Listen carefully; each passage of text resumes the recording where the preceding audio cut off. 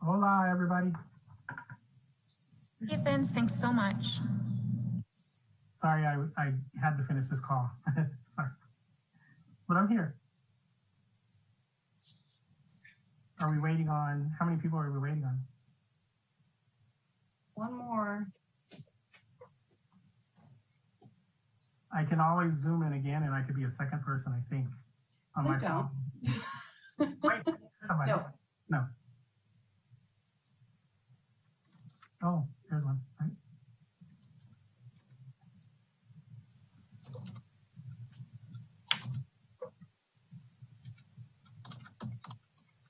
Are we recording yet? Yeah, it looks like it. Okay, no more jokes. I'm going to be very serious. Hey, Leslie, okay. Are we able to test video again? I'm upside down once again. You still have it upside down. I am from the cities. I have no idea.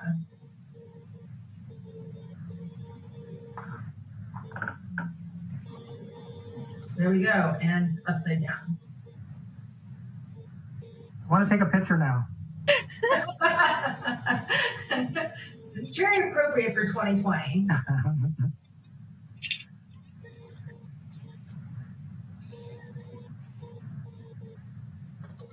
I love the bikes in the background. It says a lot. My bike's over here. It's pointing. If this takes a little bit longer, I'll ride it over here. All right, Danielle, are we at quorum? Yes. 1, 2, 3, 4, 5, 6, 7, 8, 9. Leslie, you gotta turn your thing on, or else you can't be counted. So if there are other members that are on right now, please turn your video on. I know that Kevin was here, but I don't see him anymore. I don't think I saw anyone else. Give it one more minute because Kevin does have one of the very first. So hold on.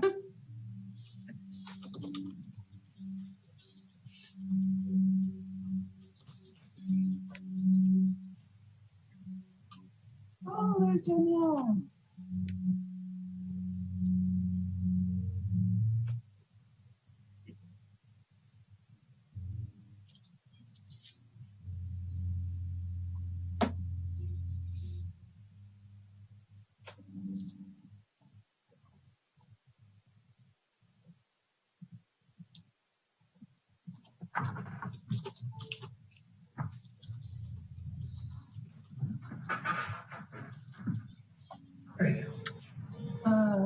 Okay, we lost Kevin, it looks like. Hold on.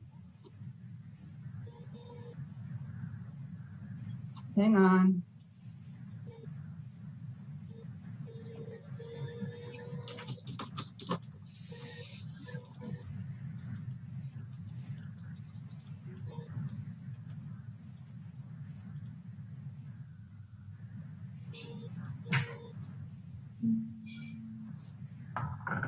Maybe it's meant to be. Maybe we needed Kevin to leave for Leslie to become straight. Oh, I didn't even realize that. All right. All right. Well, you know what? There she is. Why don't we go ahead and get started? And if we have to go back to the oath of office, we'll just go back to the oath of office. I'm not sure what happened to him. Sounds good.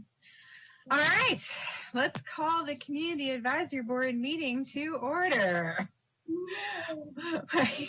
Welcome everyone. A couple of quick updates for folks. So because this is a public meeting and it is televised, quorum is based on your camera being on. So if you need to leave the room, then you need to turn your camera off so that the public knows you're not in the meeting.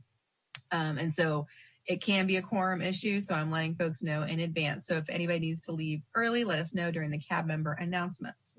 And then, Danielle, is there any other bits that I need to let folks know about?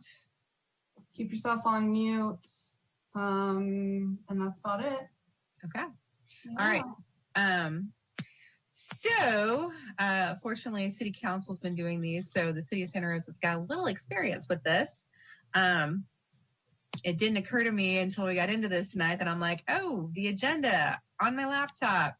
That's not going to work. So I've got my phone with the agenda in front of me here, so forgive me if there's any pauses. So we're going to call this meeting to order, and Danielle, can you please do roll call? Yes, I can. So I have to do roll call vote this time, unlike our usual in-person meeting, so bear with me. Chair Barnett. Here. Member Chaparro. Here. Member Cruz.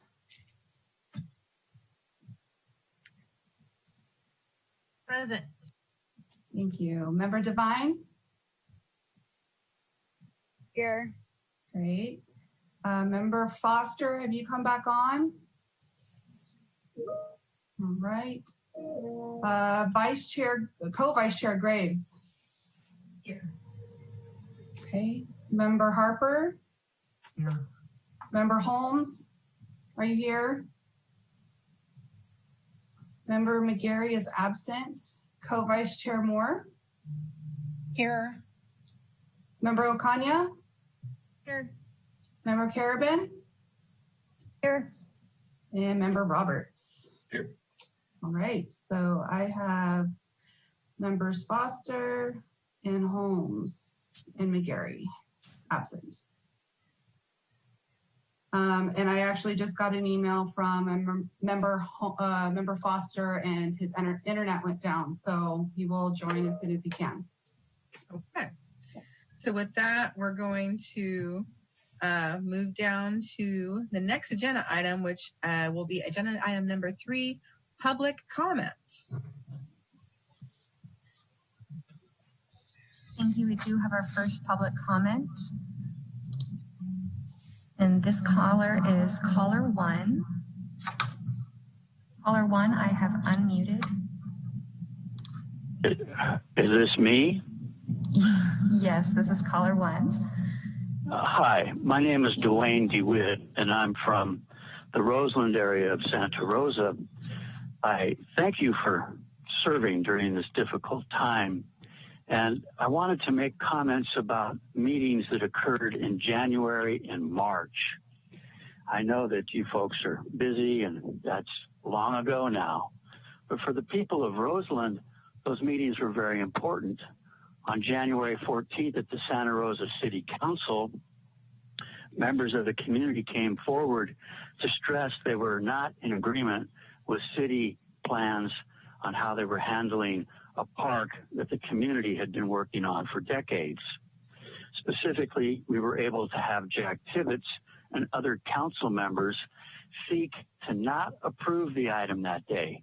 As was said by the Director of Recreation and Parks, it was rejected, and it was sent back to have another meeting with the community where the community was going to be able to actually participate in a broader manner, we were told, and that the community-based plan, which we had turned in, would be the starting off point for the discussion. So then a member of the Community Advisory Board facilitated the meeting, which was on the 4th of March at Cook Middle School. Lots of people came, and most left very disappointed because the meeting was a over hour-long listening session of us having to hear the city tell us the same old over and over again. And then only 15 minutes was given to the community for their presentation of a park plan that had been put together over the years. The point of concern is that nothing afterwards has happened. There was no debriefing of any of the community members that participated and spoke, though we were told that the Community Advisory Board member did debrief the city's mayor, who left. He didn't stay. He came to the meeting, raised his hand to say hello, and left. So we had nobody from city, such as our representative on cab. The Roseland guy wasn't there. We had nobody from the city really paying attention to how the meeting was handled, and most folks felt it really wasn't a fair and equitable approach to the community-based plan, given its chance to be presented in less than 15 minutes and have discussion with the community, as was promised when Jack Tibbetts helped to reject the item on the 14th of January of this year. Now we're sitting in limbo. We haven't heard anything back about anything. We can't go out there and use that land because of COVID, although there are homeless campers in there, and they're essentially trashing the place. So I walk through and others walk through occasionally to pick up debris. Thank you, Dwayne. Your timer has ended.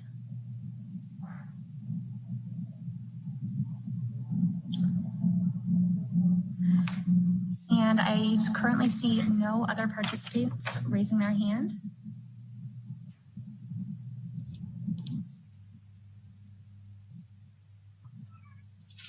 Thank you, Dwayne, for your public comment. I'd like to go to item number 4, approval of the February 26, 2020 regular meeting minutes. Can I get a motion? I'll motion to approve the minutes from the February 26th meeting. Second. I will second.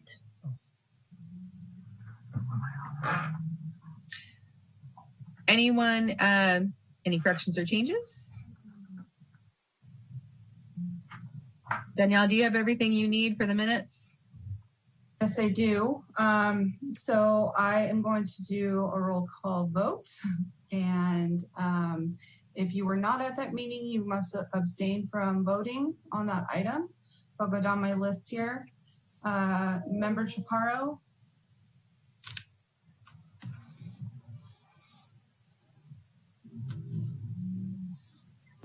Can you repeat that? Yeah, so I'm going to do a roll call vote. If you weren't Okay. at the February meeting, you cannot vote on this item, so you'll have to abstain. So Member Chaparro. Abstain. Okay. Member Cruz. Yes, approve. Member Devine. I'll abstain. Okay. Co-Vice Chair Graves. Okay. Member Harper. Approve. And Co-Vice Chair Moore. Approve. Member Okanya. I approve. Member Carabin. Abstain.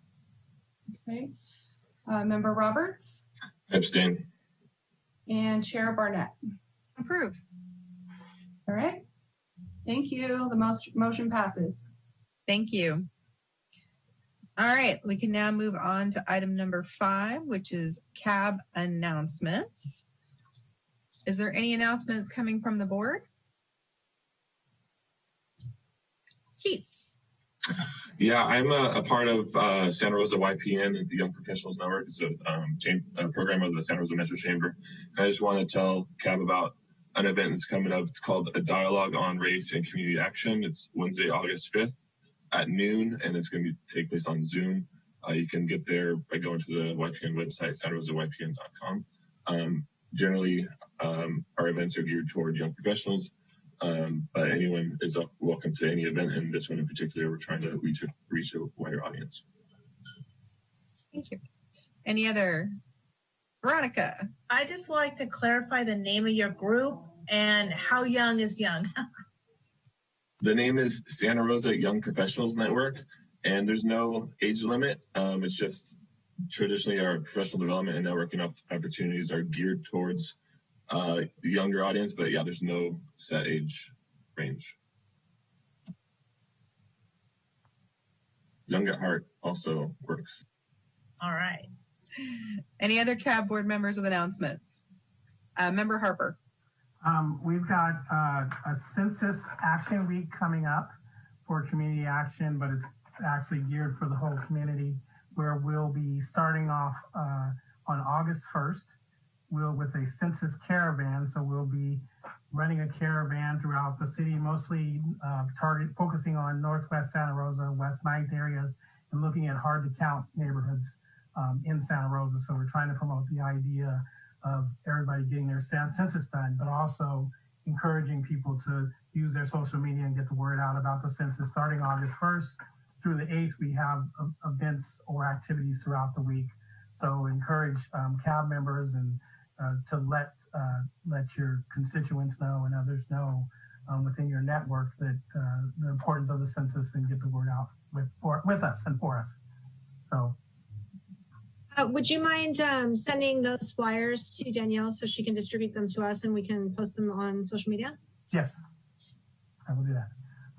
And my second announcement is that we are continuing, Community Action Partnership is continuing the conversation on race, called Community Conversations on Race every Monday.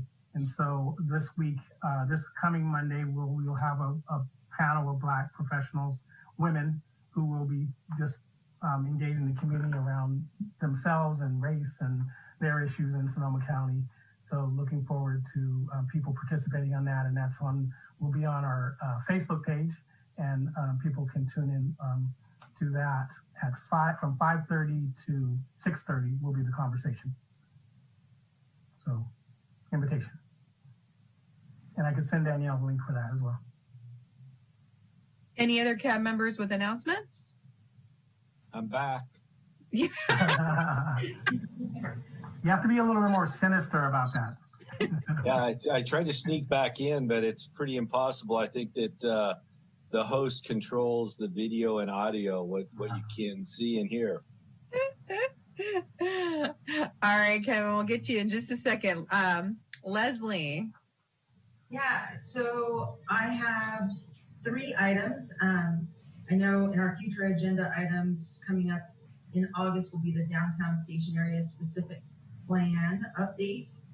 And there is a meeting actually this Saturday at 10 a.m. in Spanish with an English translation if needed.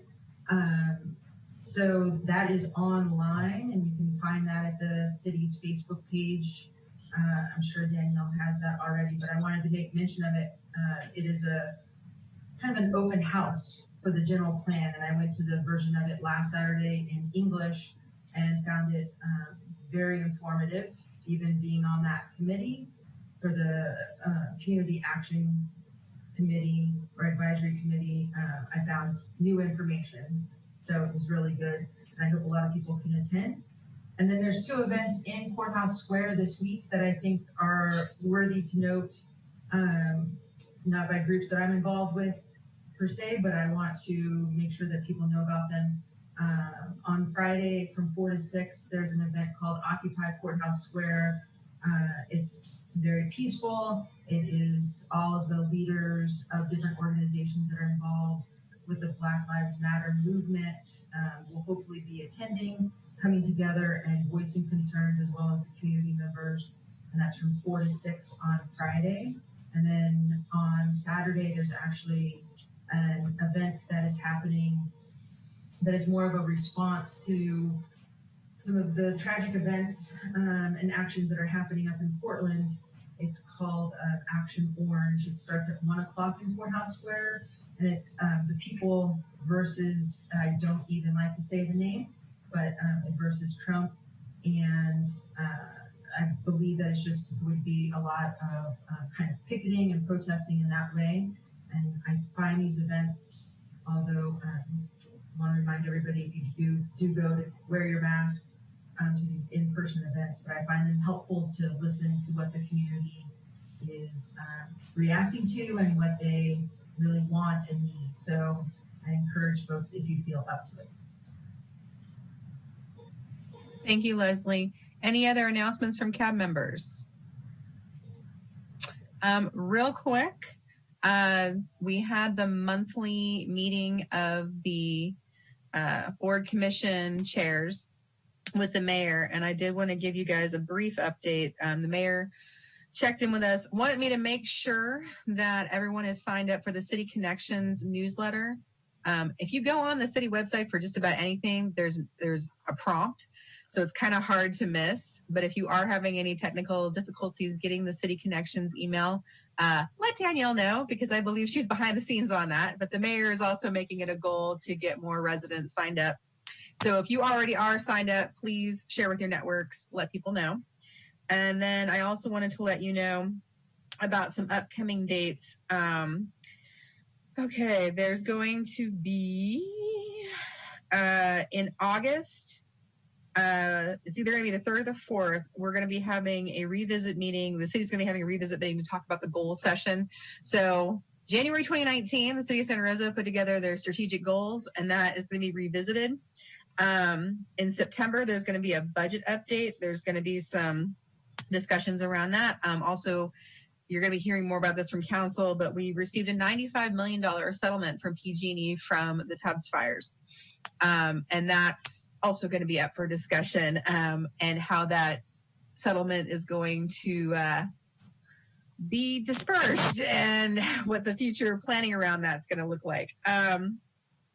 And then I wanted to, I wanted to make sure. And then, and Danielle, this date may have passed, but correct me if I'm wrong.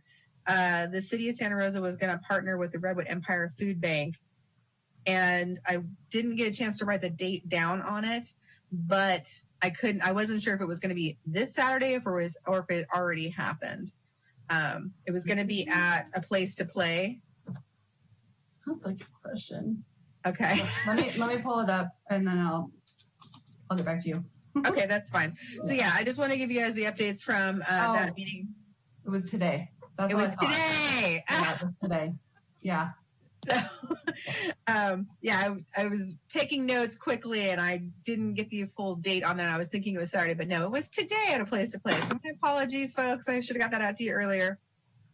But that's the latest update from the mayor and council or mayor board commission chairs meeting. And of course, in doing that, I just dropped my agenda. So let me pull the agenda right back up here. All right. Any other CAB member announcements? Cecile. I just have a question about the goal setting. Is there any word on, I'm understanding that the community comments are going to be held maybe on the day before, that we could either call them in, or I don't know if it's going to be live, but any word on that? Because I know it takes a lot of time, the community comments. Right. So that was not brought up at the mayor's meeting, but I can follow up with city staff and find out on the timeline for comments. But so I will make a note.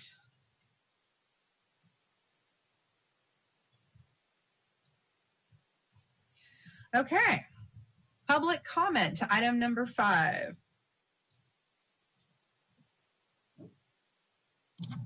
Thank you. We do have a couple public comments. One moment, please.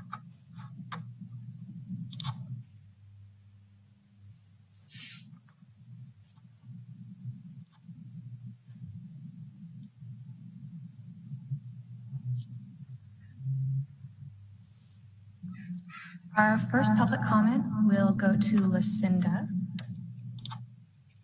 followed by Gregory. Lucinda, I have unmuted your microphone. Do you see the timer on your screen?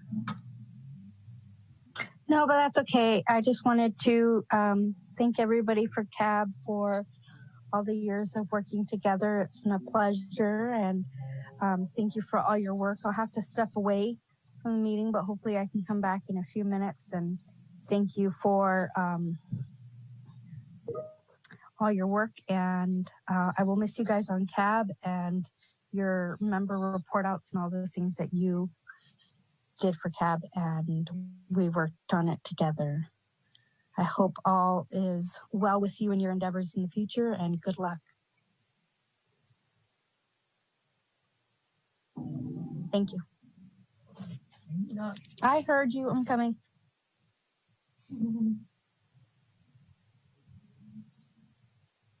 Our next public comment is going to be from Gregory, followed by Delachey. And Gregory, I have unmuted your microphone. Do you see the timer on your screen?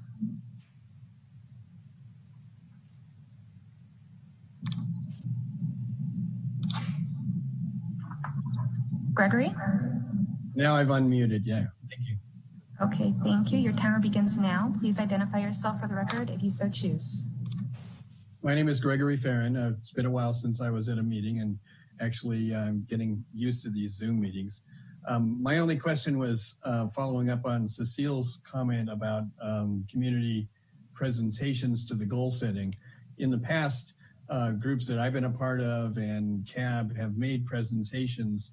Usually it's presentations by community groups, but in the past we actually had some CAB presentations, meaning you guys went to the council asking for something that you were in support of. Sometimes it was you and the community asking for the same thing. So my question is, are you as a group going to be asking for anything of the council in the goal setting? Do you have some priorities that you're going to be arguing for? And if you're going to do that, have you already decided that? And or are you going to have a meeting between now and then in order to be able to come up with those priorities? Thank you. Thank you, Gregory. Our next comment will be from Delashay. Delashay, I have unmuted your microphone. Do you see the timer on your screen? Yes. Hello, my name is Delashay, and is that we're hiring an equity officer, and my question to this board is I'd like some feedback on how we feel about hiring an equity officer who and having that position open nationally instead of just locally. And also the funding of, I believe the pay is $200,000. And are they reaching out to all communities, thus being the Black community? Are they being reached out to? Are any communities of colors being reached out to for this job position? And why is it not staying within Sonoma County? And why are we going nationally for that position? And why would we want someone nationally to come represent us locally when they're not from here? And I'd just like to hear the take on that. Thank you. Thank you very much. There are no further hand raises for public comment.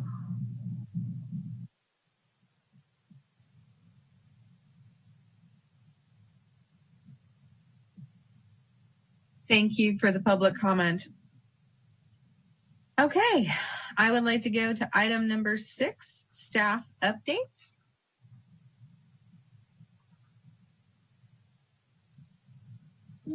Okay, pull up my screen.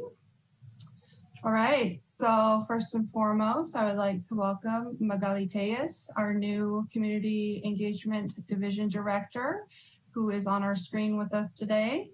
Magali comes to us as the former LOCN director. She also worked at Sonoma State University and has a wide range of experience in community engagement, particularly around engaging communities of color and underrepresented communities. And Magali, I'll let you just say a few words to the CAB. Just wanted to say welcome, and we're very excited to have you.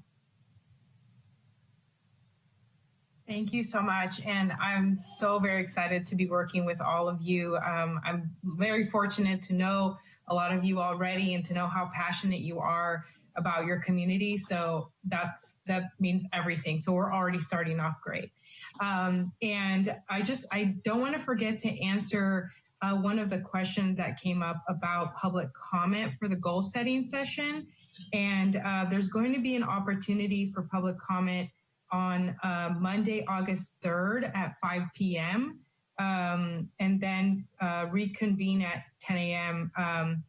Tuesday, August 4th for the council deliberation. So I'll definitely make sure that we get you all that information so you all are able to participate and help folks participate as well. So I'm just very excited to be working with you also. Thank you. I don't want to take up more of your time. All right, thank you. Welcome.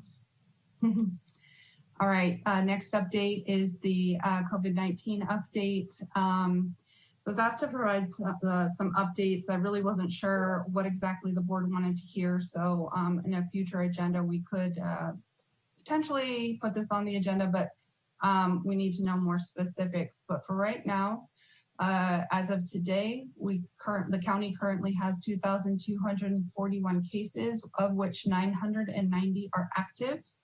We have had 22 deaths related to the coronavirus. Due to the surge in the number of cases here locally on July 13th, the state of California issued new restrictions for Sonoma County and other counties across the state. These new restrictions require the closure of indoor gyms, fitness centers, hair salons, worship services, malls, and other operations. And for full details about this order, please visit socoemergency.org, which is the county's emergency website. They have the full order from the state listed there. For additional information, you may also visit srcity.org/preventthespread to view what is open in Sonoma County and to also report a violation related to the pandemic. You will also find news alerts from the city and other important city information related to the pandemic.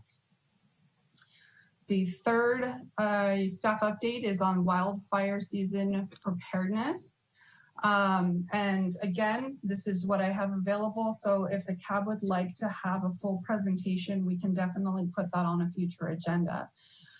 So the city has been very busy working on preparing for wildfire season over the last few months as we go through the pandemic, and also in dealing with the protests and engaging our communities of color. It's been a lot of work, but the city has made an effort also to prepare for wildfire season. So what has been done so far is updating the Know Your Alerts flyer. That was sent out this month as a water bill insert. So anyone who receives their water bill via paper in the mail also received this insert. The flyer is also available on the city's website at srcity.org/emergency. There's also been a recent news flash regarding the Know Your Alerts flyer and other information. We also distributed this information via social media and City Connections newsletter. The city also worked to put together an evacuation planning toolkit.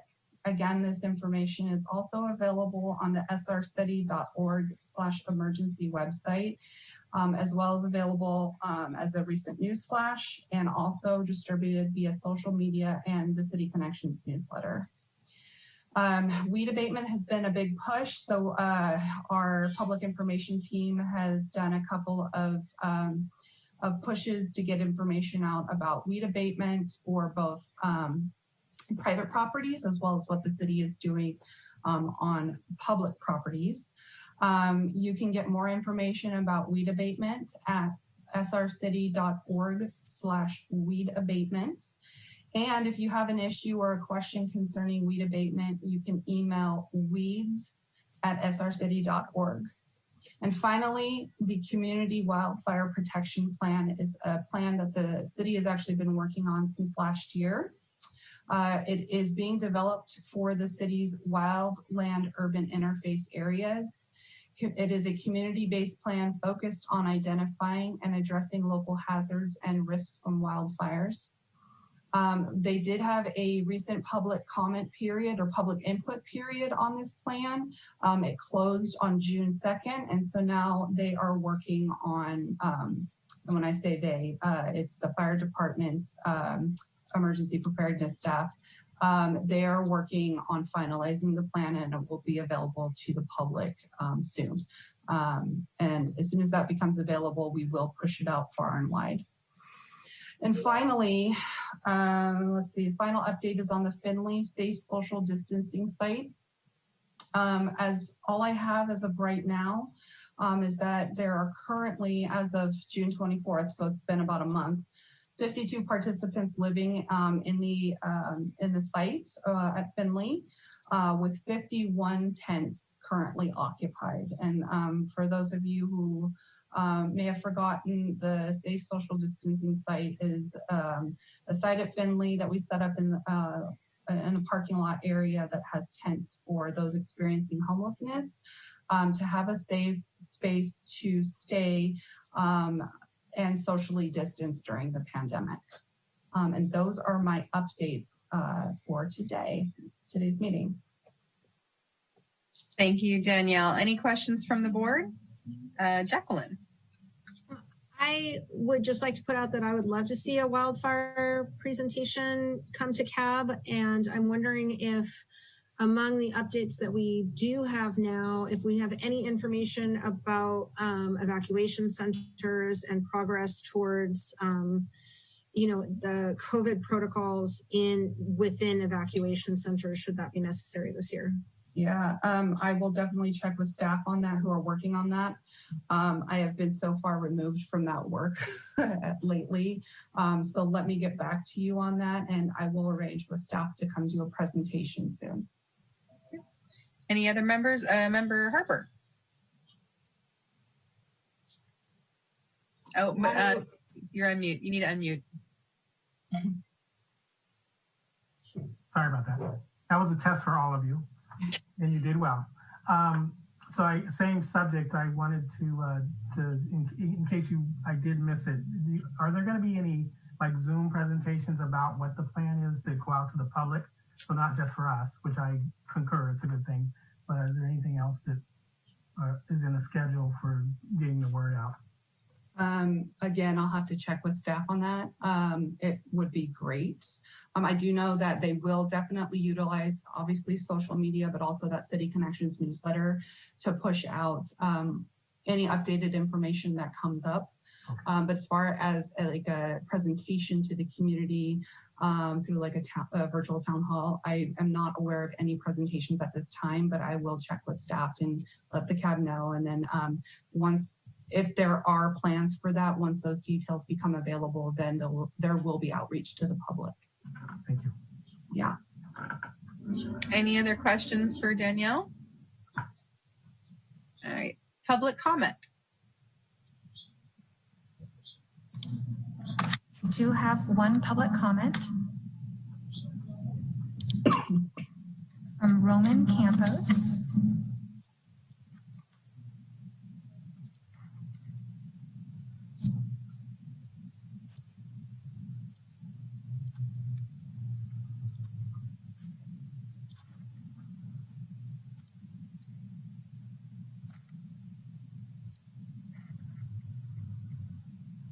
Hello? Hi, Roman, I have gone ahead and unmuted your microphone. Do you see the timer on your screen? I do. Your timer begins now. Please identify yourself for the record if you so choose. Hi, my name's Ramon, and I just want to say Jacqueline read my mind about the evacuation sites, particularly around COVID-19. I had asked Shirley Zane at a fire safety committee meeting about isolating the elderly and the immune compromised in their own evacuation sites, and she did not even acknowledge my question. I think it might have been too difficult for her to answer, but I would like some sort of information around that. And then further regarding COVID, the $600 or the federal unemployment checks are ending in 2 days. Like a lot of people are impacted. Most of California is impacted financially by this. And the only rental assistance programs I can find is CAP Sonoma. And it really, one of their stipulations excludes most families in that the applicant income must show the ability to sustain household expenses after the fund runs out. And that's just impossible. You know, our Latinx community right now is impacted the greatest, and it doesn't really, it's really hard to find this rental assistance program, first of all. And I don't know if it's a county program and they funnel the money through the nonprofit or how it works exactly. But I think that you had mentioned the $95 windfall from PG&E, and I would just like it to be brought forth to City Council that a lot of this money needs to go to these people that are accruing rent debt every month. once our eviction moratorium ends, there's just going to be a lot of people in trouble, and I would like more assistance programs being funneled towards these people. And yeah, I would just like some more advocacy on behalf of these people, especially because this rental assistance program, it doesn't cater to Spanish-speaking populations at all, from what I've seen. So I would like the city to make a little more efforts to help out these people. Anyways, thanks for your time. Thank you, Ramon. We do have a few more hand raises. The next public comment will be from Gregory. Gregory, I've gone ahead and unmuted. Do you see the timer on your screen? I do. Your timer begins now. Please identify yourself for the record if you so choose. It's Gregory Farron again.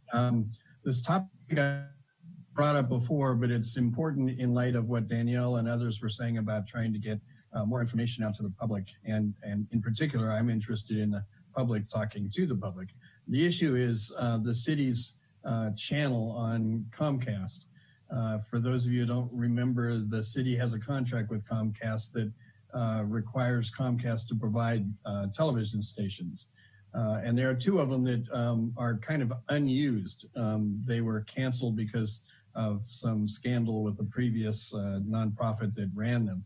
But the city, quite a while ago, made a deal with the library to be able to allow the citizenry to be able to get access to those channels, and in fact, to get access to equipment to provide, to produce videos to put on the station. And I'm eager to have that actually happen. It hasn't happened yet, and everybody seems to be making excuses. What I'd like to do is put it on your agenda, because it is a city function that doesn't seem to be happening, that would definitely improve the ability of the citizenry to talk about what they care about and to be able to talk to you.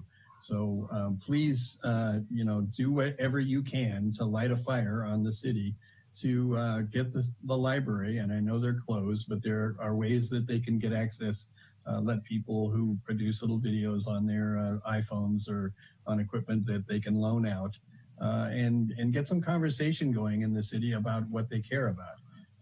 Citizen engagement is done a lot of ways, but one of those ways is for people to express themselves. And it seems a waste of everybody's time to have a contract that allows us to be able to have our videos on channel 29 or whatever it is they're going to put it on, and not have it being used. Thank you. Thank you. The next public comment will be Lucinda.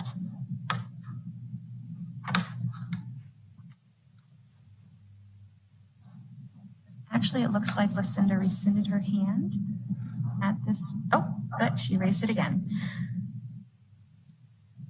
Lucinda, I have unmuted your microphone. Do you see the timer on your screen? Yes, I apologize. I don't know why it said it rescinded it. This is item 6, correct? Correct. And your timer begins now. Please identify yourself for the record if you so choose.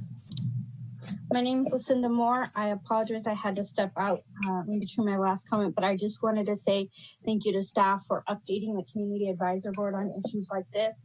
So if members of the public other than me and Gregory Farron come to the meetings, Community Advisory Board members can update the public on these very important topics. And while I was a CAB member, I had asked city staff on some updates on social distancing in the pandemic back in March. So I really appreciate that there's updates during this difficult time to Community Advisory Board members. And I urge you to use your channels to share this information with the public so that more people can be made aware of city resources.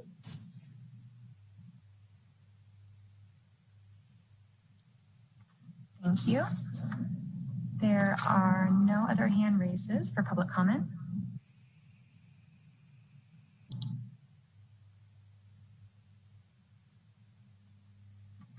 Thank you to everyone for your public comment. Kind of excited about this Zoom meeting format. We're getting more community engagement. This is awesome.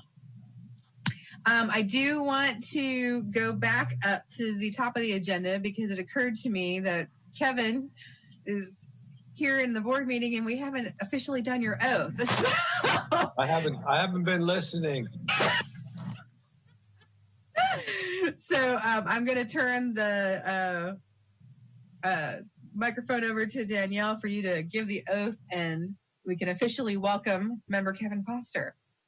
All right. So Kevin, as I explained, I'll read this. I'll have you state your name, and then I will read the paragraph and ask you if you agree. And then you will sign the statement that I sent to you, and you'll mail it back to me. So hand on the Bible or raise? Yeah, you can raise your hand if you'd like to. Don't have to. You're okay. I'll keep it down. Okay. All right. So I state your name. I, Kevin Foster, do solemnly swear that I will support and defend the Constitution of the United States and the Constitution of the State of California against all enemies, foreign and domestic, that I will bear true faith and allegiance to the Constitution of the United States and the Constitution of the State of California, that I take this obligation freely without any mental reservation or purpose of evasion, and that I will well and faithfully discharge the duties upon which I am about to enter. Do you agree? I agree. Welcome to the cab. So please make sure you sign that. Yeah, make sure you sign that and send it back in to me, please. Okay, I will. Thanks. Welcome, Kevin. Thank you. I think you take the award for taking the oath under the most interesting of times. Yeah, you've got a video, and you've got a full record of it, right? Besides my signature, ultimately. So welcome aboard. Thank you. Yeah, I was gonna say, well, this is an opportunity as a new CAP board member that you can have have your salt tested in a whole new way. Okay, I now want to go down to item number 7, our presentation on the Santa Rosa General Plan Update Community Involvement Strategy.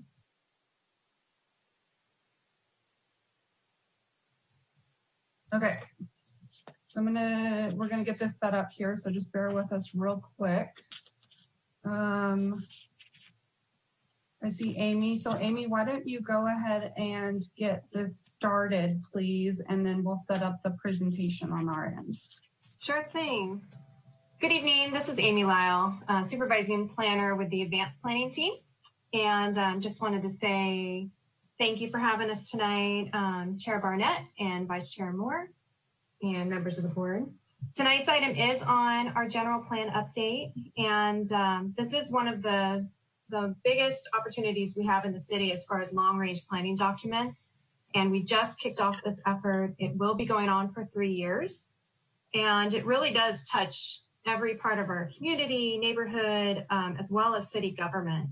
And last winter, we did hire a consultant team to help us with this effort, and it's a partnership between PlaceWorks and MIG.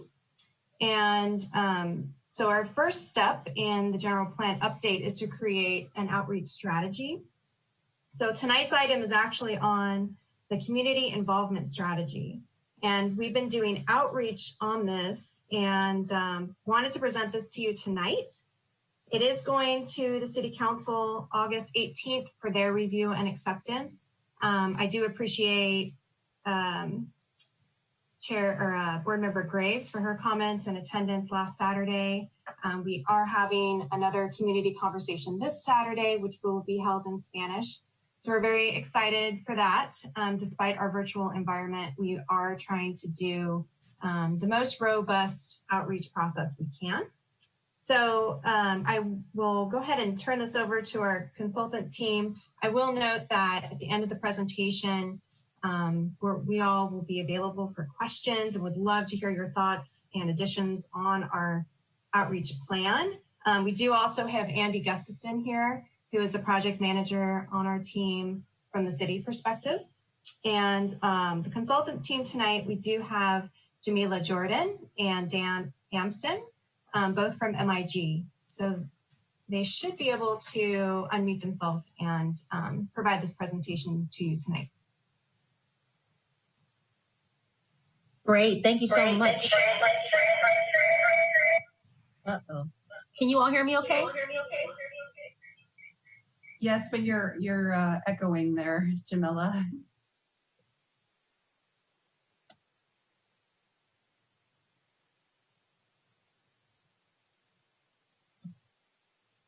Is that better? Yes.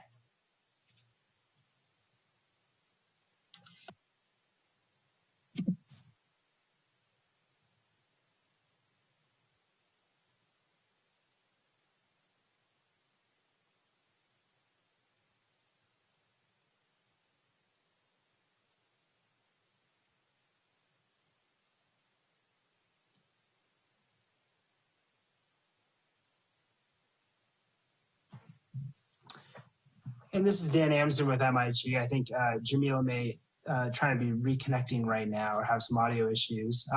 But I can start the presentation on a little bit of a background on the general plan update process. As Amy mentioned, this is really a great opportunity for the city and the community to think about a lot of different planning issues, community issues, neighborhood issues at a real comprehensive scale here over the next few years. And we advance to the next slide.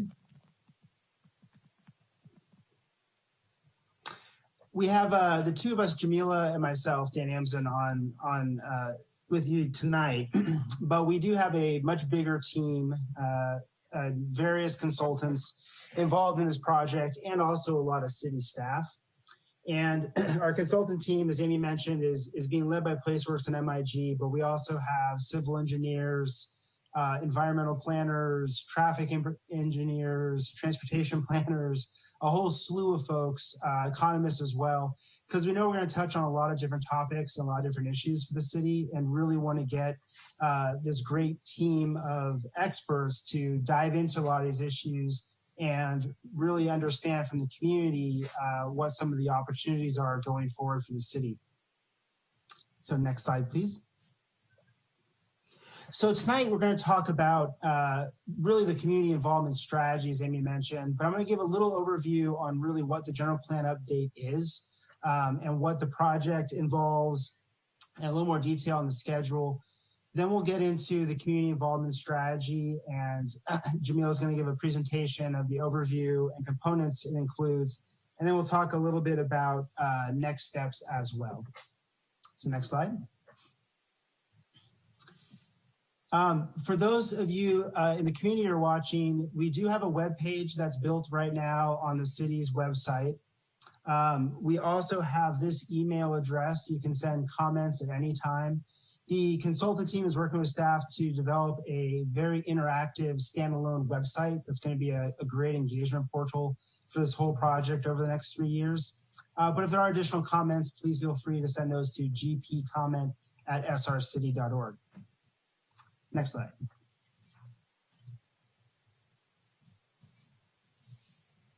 And next slide, please. So the biggest question is, what is a general plan? Well, the city of Santa Rosa actually already has one. It was updated a little over a decade ago.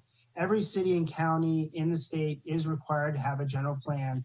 It's really the city's overarching policy document that guides all land use, development, traffic, mobility, sustainability, equity decisions.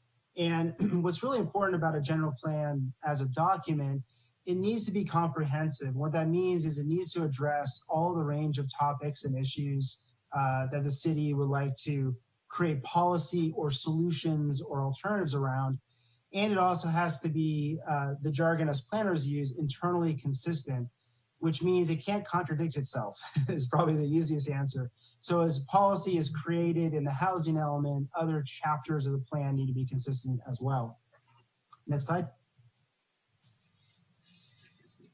So in the way the city of Santa Rosa and other cities look at the general plan, and this is animated, Danielle, so you can kind of click through. The general plan really falls at the top of this pyramid of regulatory documents. It's high level, it is long range and long term. Usually general plans have around a 20-year time frame, but other projects and specific plans or zoning or approvals of development or projects that the city does planning commission or city council on a regular basis, all of these decisions have to be consistent with the policies in the general plan, which really shows the importance of this as a document and the importance of this conversation with the community to make sure the right policies and guiding principles and actions are in place. So a way of thinking about it is general plan is a long-term document and as its name would imply, more general, but it does get very detailed on the different topics it addresses. Next slide. So the state of California does have requirements for content and what is addressed in the general plan. This slide right here shows the different chapters or elements, as they're sometimes called: land use, circulation, housing, open space, conservation, safety, noise. And the newest one that's now a requirement, which is great, is environmental justice as well. These state requirements are almost a starting point, or the initial bar. The city of Santa Rosa has a lot of power to create, decide, and expand on the topics that the city and the community want to address in the general plan.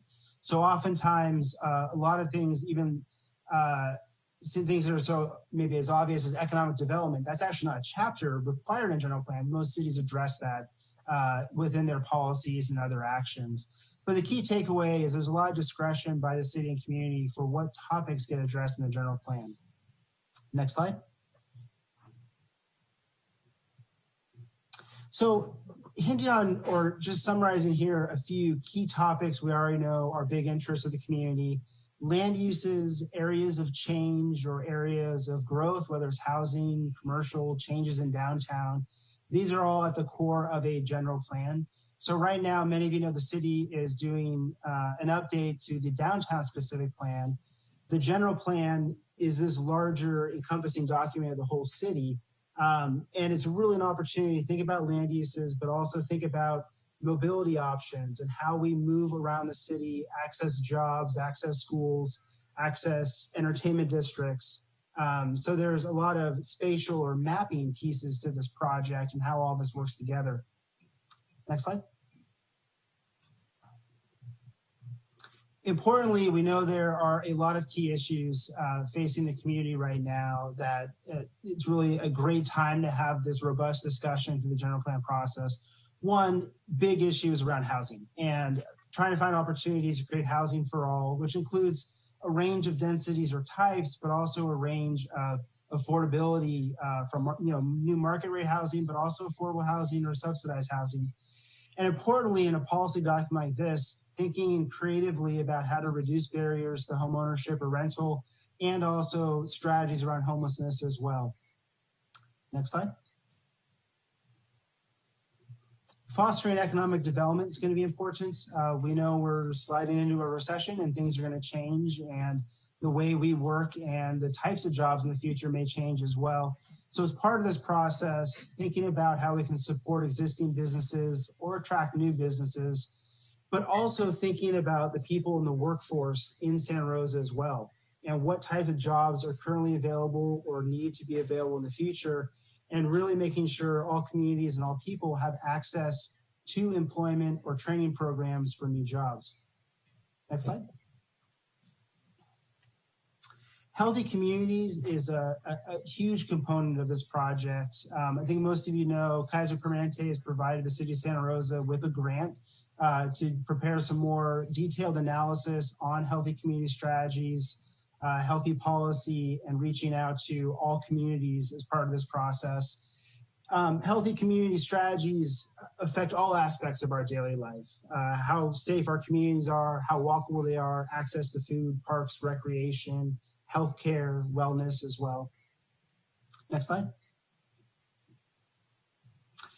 Another really important component of this process and the general plan is thinking about how we approach and address environmental justice and social equity through this process.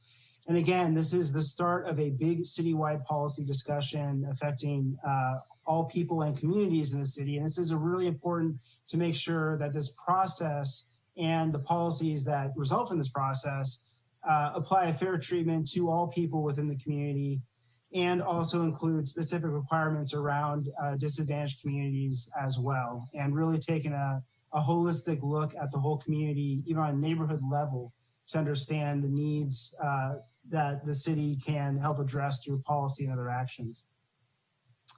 Next slide.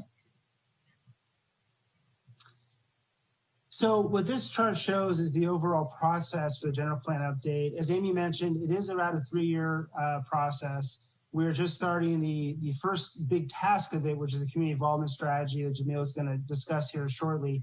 But if you make one more click, you can see we are here, which is the beginning. So this is really the start of the discussion of this general plan process.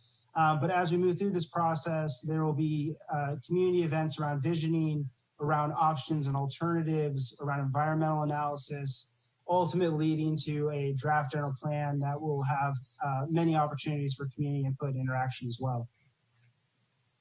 Next slide. We have some questions in here, just kind of open the discussion, but if the chair would like, we can answer questions now or just wait till the end.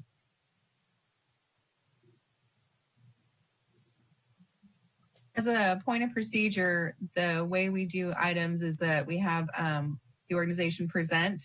Then at the end, we go around and have the board members ask questions. And then once the board members have an opportunity to ask questions, we then open up to public comment. Okay, that sounds great. We'll keep going. I will pass it over to Jamila to discuss the community involvement strategy next. Great. Thanks so much, Dan. So good evening, everyone. I want to thank you all for allowing us to be here with you today. And let's go to the next slide. So the community involvement strategy outlines our key strategies, methods, target audiences, communication tools, as well as the proposed timeline for implementation. Next slide. And our strategy includes 5 key elements. One is we want to leverage local networks and existing community engagement efforts. They have no need to start from scratch. There's a real strong network in Santa Rosa, and we want to tap into that. We also want to create opportunities for inclusive and equitable participation, in addition to identifying barriers to participation, which may include resources or time constraints, whatever the case may be. And so we want to do our best to make the process as accessible to everyone as possible. We also want to build long-term capacity for civic engagement and for the city to be able to leverage the relationships that we nurture and cultivate through this effort for the long term. And then lastly, it's about collaborating and informing the overall decision-making of the general plan. Next slide. So we want to cast a wide net and to be sure that we're hearing from residents, youth, limited English proficient residents, seniors as well, community-based organizations. Let's go to the next slide. In addition, we're also looking to engage City of Santa Rosa departments, County of Sonoma departments, the Chamber, business associations, neighborhood associations as well, transportation service providers, community organizations such as Latino Service Providers, who's a partner on this effort, Los Yen, Santa Rosa Together, and many, many others. In addition, looking at faith-based organizations and educational institutions, large employers, local businesses. So we're casting a wide net through this effort and want to be sure that we set a big enough table for everyone to feel welcome and to know that their ideas and comments will be very important to how the process evolves. Next slide. So we have a few guiding principles, and the first is around authentic and equitable access to the program, to the community engagement strategy. In addition, we want to weave in equity throughout every element of our involvement process so that it's deeply embedded and we're applying an equity lens to every component, every activity, and being really intentional about how we apply that equity lens. We also want to be sure that all of our materials and activities are clear, focused, and understandable. So we will avoid jargon and just use plain speak as we interact with community members. So those are the ones that I want to call out to you. In addition to inclusive and flexible, we want to make sure that we meet people where they are and that they have complete access to the process. Next slide. And we can go to the next one as well. Thank you. So as Dan mentioned, we have a grant with Kaiser Permanente, and they provided a Healthy Communities grant, and it's focused on giving opportunities to engage underrepresented communities and to develop healthy city policies and actions. And this will really allow us to expand some of the engagement activities that we have planned in the draft CIS, also known as the Community Involvement Strategy. Next slide. Latino service providers is a key partner of ours throughout the entire effort, and we're really excited to leverage all of the great relationships that they have in the community in terms of community outreach and engagement, and particularly around engaging youth. We want young people to be active participants throughout the process. Next slide. We also have a community advisory committee, which will be up and running in the next couple of months or so. And that'll be composed of a diverse cross-section of Santa Rosa community members.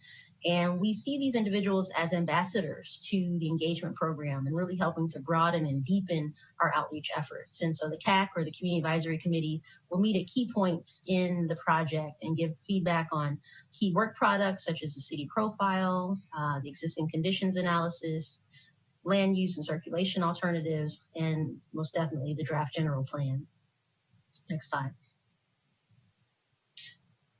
So this is a graphic which illustrates the 5 phases of the engagement program, and it's a bit of an eye test, but it's available on the website, and it's a part of the community involvement strategy, and it just shows you where the key touch points are for the community to really influence work products. And so we have a really robust and dynamic engagement program, and this is just a graphic that articulates when these items are happening. Let's go to the next slide, please. So these next couple of slides that I'm going to go through include what are the key activities within the community involvement strategy. And the asterisk denotes which ones are funded partially through the Kaiser Permanente Healthy Communities Grant. And so we'll have a community advisory committee, as I mentioned, and they'll meet regularly throughout the project. We also have a technical advisory committee, and that includes city staff and other technical experts who will be providing input on many of the elements of the general plan. In addition, we have a project website. We're looking to rebrand that right now. And so that'll be a real clearinghouse of information with a lot of resources and data and where we are in the process. So we encourage people to check that frequently to stay abreast of where we are.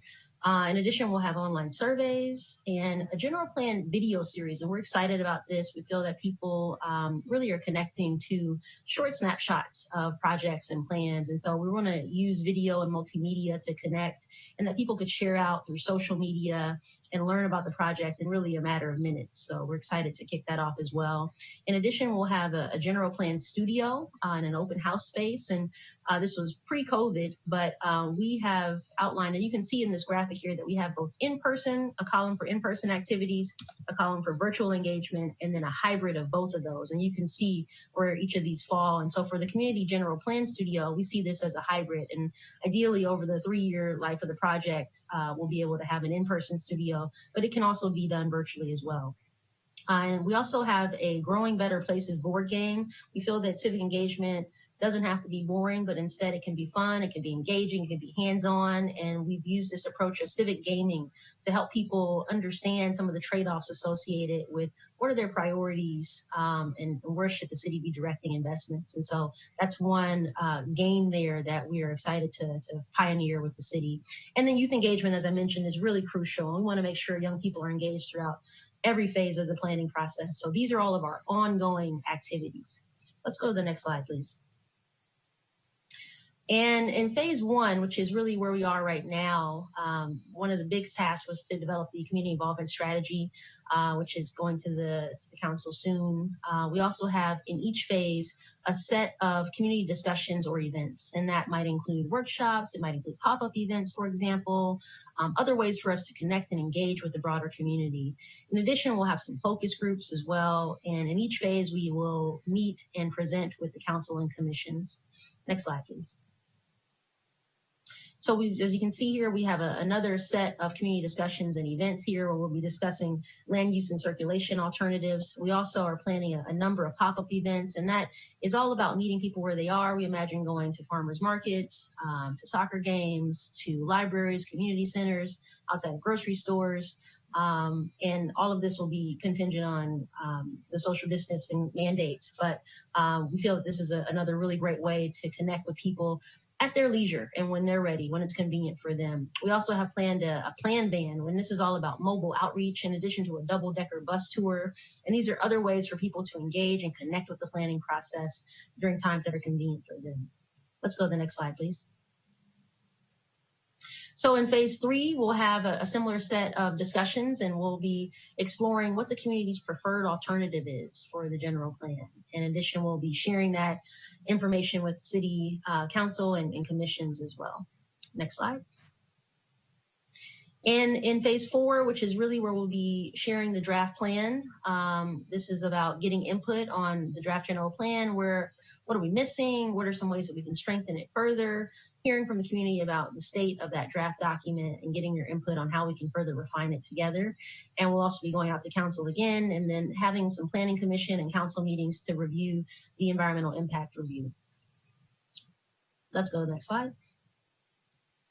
And the last phase, phase five, is where we hopefully get to adoption of the general plan and of the environmental impact report as well. So that'll take place in the very end of the planning process. Next slide, please. You can go to the next one, please. So quickly, I just wanted to share, we're really committed to being intentional about measuring our success and tracking and measuring where we can do better. And we have 4 key metrics here from accessibility, that the process is accessible to everyone during times and locations that are convenient for them. We also think that reach is a really important metric. So how well are we reaching the broader community? Diversity as well. We want our efforts to mirror the demographics of the Santa Rosa population. And so we'll have demographic questions that we pose in the form of surveys and perhaps evaluation forms for our workshops and things, but we'll be constantly tracking who we're reaching, and we can micro-target to step up our efforts if we find that certain voices are missing from the discussion, and we can do some additional outreach to engage those communities. And then lastly is impact. We want to get a sense from our participants of whether or not they feel that their participation and time impacted the process, and it impact key decisions. And so we'll be developing surveys and things to that effect to get a sense of people's level of comfort or preference around how their input was incorporated. Let's go to the next slide. Next slide, please. So I want to give you all a sense of the next steps and what's coming up here for us. And let's go to the next one, please.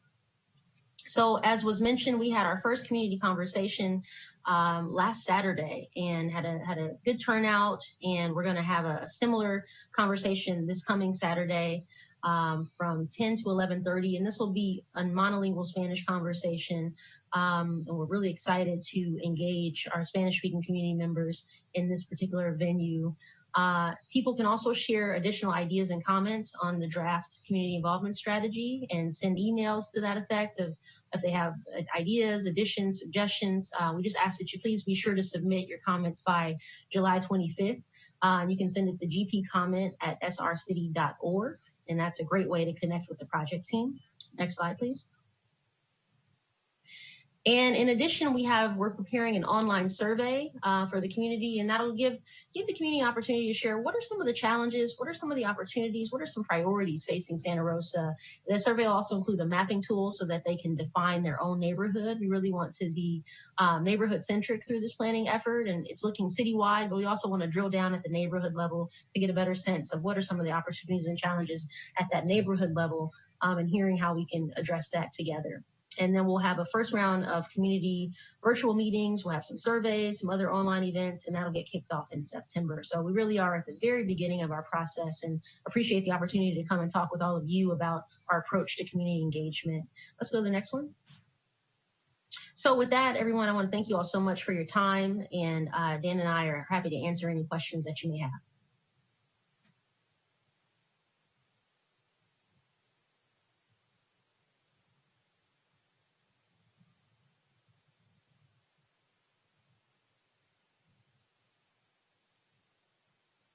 All right, Cherie, turning it back over to you.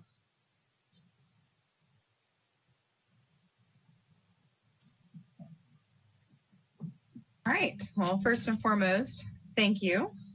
That was a very robust introduction to it's only a 411 page document that is used on all major decisions in and around the city. So what we'll do is we'll start with our CAB board members for questions. And then after the CAB has had a chance to ask questions, that's when we're going to open up to public comment. So we'll start anyone from the board that has questions. You can just raise your hand and I'll just get a list going here. Jacqueline. Shall I go ahead and just start? Go for it. Okay. Thank you so much for all of your work bringing this to us. It's fascinating. I think that you were able to share kind of a bird's eye view of all of the intricacies that obviously are going to go into this. I have 4 quick questions for you. And I'll ask this one first because I think I need to clarify with Danielle. There was an event that happened, I think in the fall at the Deturk Round Barn, where we did the surveys with the community that sound a lot like what this online survey is that they're discussing. Could you clarify if that's what that event was about? No, that was, I think it was at the beginning of March, end of February actually. And okay. That was Measure M community meetings for parks. So that's where we did a really long, robust survey with the community. And that was how do we use our Measure M tax dollars and getting priorities from the community on that. Great. So I guess my question is it possible to be able to use some of that data that we had gained from, because that was a really robust conversation. People participated quite extensively on that. I hope that we can use that in this new online, as part of the online survey, since we already have that in place. And then I have a couple of extra questions. So the first one is, we talked a lot about the professionals that are involved in this planning development. And, but what I'm wondering is, what are the metrics that are going to dictate like the actual equitable involvement, right? Or the equitable procedures that are going to go into this general plan. So I noticed that there's a lot of community groups that were listed. What I didn't notice were universities and the JC. I might have missed that, but one thing that's, I think, lacking with the city of Santa Rosa is involvement with the Santa Rosa Junior College. And the academics there are a wealth of knowledge that I think can be very useful to the professionals that are going to be essentially beginning this process of community engagement.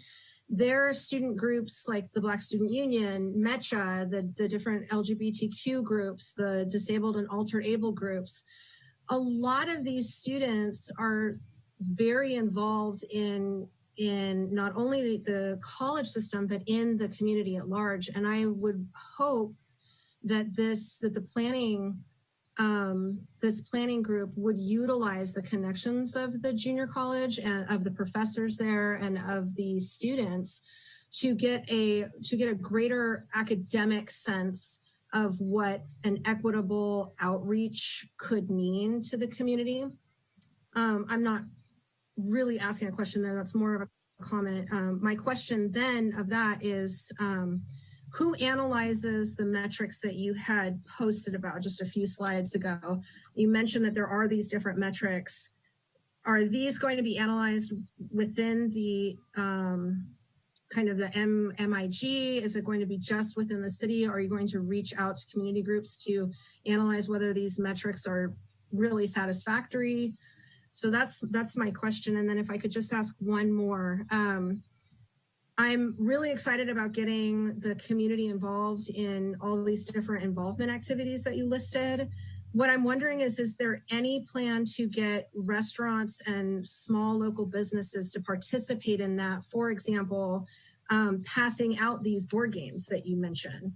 I think one of the issues with community members is that their walk of life doesn't include access to these City of Santa Rosa flyers and City of Santa Rosa information. And so I feel that if we could engage the small business community to assist the city in communicating the general plan community involvement, I think that could be really useful. Thank you. Well, thank you, Member O'Connor, for that, for those questions and comments. Appreciate that feedback. And there's a lot in there, so I'm going to kind of unpack them one by one. So we definitely want to engage educational institutions such as the JCs and the universities. I'm excited to share that in our community conversation last Saturday, we had some good representation from the Black Student Union, was there from one of the local community colleges as well. So we want to do much more of that, and we want to have, all of our meetings packed with students and faculty and whatnot. So that's an important constituency that we want to continue to engage throughout the process. In addition, your comment around the restaurants and small local businesses, I think it's right on. We definitely want to engage those community members, those constituencies, and to leverage their relationships and their reach to expand our connection to the broader community. And so we could definitely see them helping to promote our surveys, for example. You mentioned the games, the civic-based gaming. And so we want to tap into them and perhaps have some of them represented on the community advisory committee as well. So that would be, there's a lot of places for different constituencies to plug in. And then lastly, around the metrics, we certainly want to vet that with the city staff, with community members. Are these the right metrics that we should be using? I've mentioned the 4 kind of categories that we have, and we'll have engagement activities, tools, and communication methods that allow us to get a sense of how well we're reaching those targets. And so we would look to this group and to others to help us refine our approach to that, but we're certainly very much open for feedback and further exploration about how to make those real, how to be intentional, and to make sure that we're hearing from a broad cross-section of Santa Rosa's communities. And this is Dan. Just to add to that a little bit on a really important early comment that you mentioned is how we are using existing surveys or past efforts or building on these efforts. One of the key things that the team, the consultants and staff are working on right now is an existing conditions report. So inventorying all factors of the city and compiling that into a document. But we also know there has been a wealth of community engagement that's already taken place. And so we're getting copies of those surveys, copies of that input and ideas as well, which is really important. We don't want to repeat stuff that's happened, but really build off of that. And so the survey we're developing is really geared to kind of build off of the input we already heard and take the conversation a little farther. Thank you. Any other questions from the board? Cecile.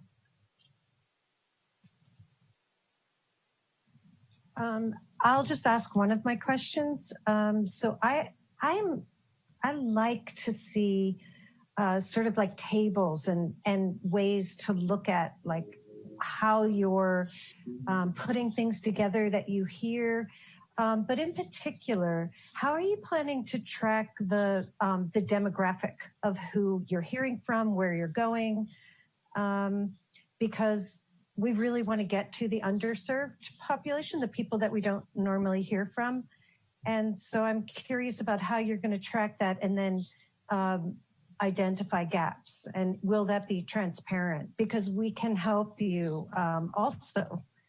I think the CAB members can help, and some of our other community groups can help in giving access to them.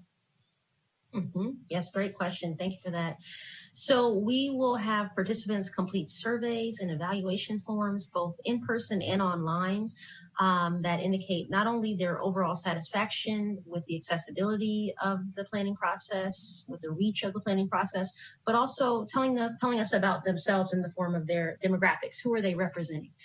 And so we want to have that as a part of nearly each of our activities.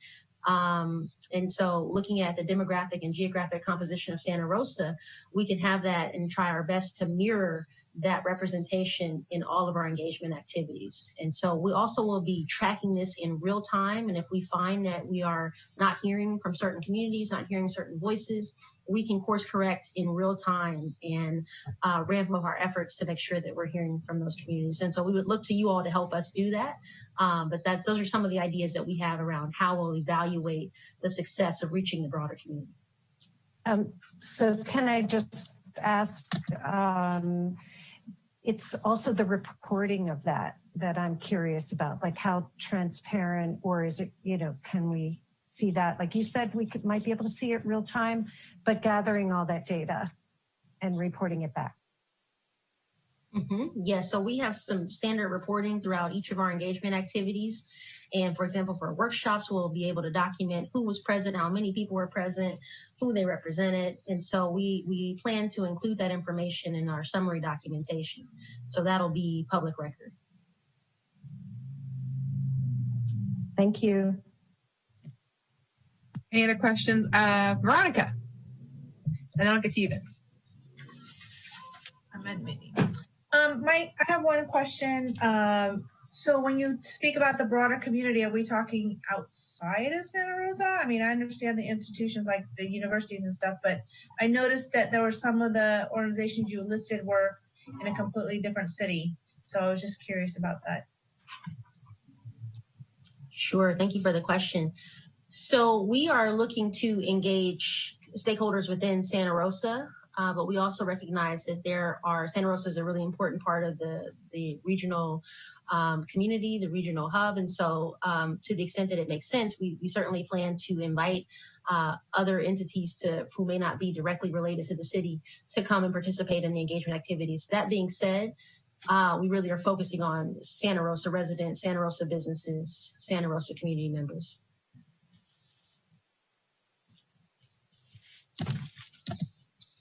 So who are you verifying or checking with to make sure that those organizations that you're contacting are based in Santa Rosa or primarily in Santa Rosa? I mean, where is the information coming? When you say the information? I can jump in and answer that question, Jamila. Veronica, and rest of the cab. Most of you remember collecting all of those community-based organization names and contacts last year, as well as neighborhood and community group contacts. I gave that entire list over to this project team to utilize. So they're utilizing the list that you created last year. So that list is being put to good use. So it came from you. Thank you, Danielle. I have Vince and then I have Leslie.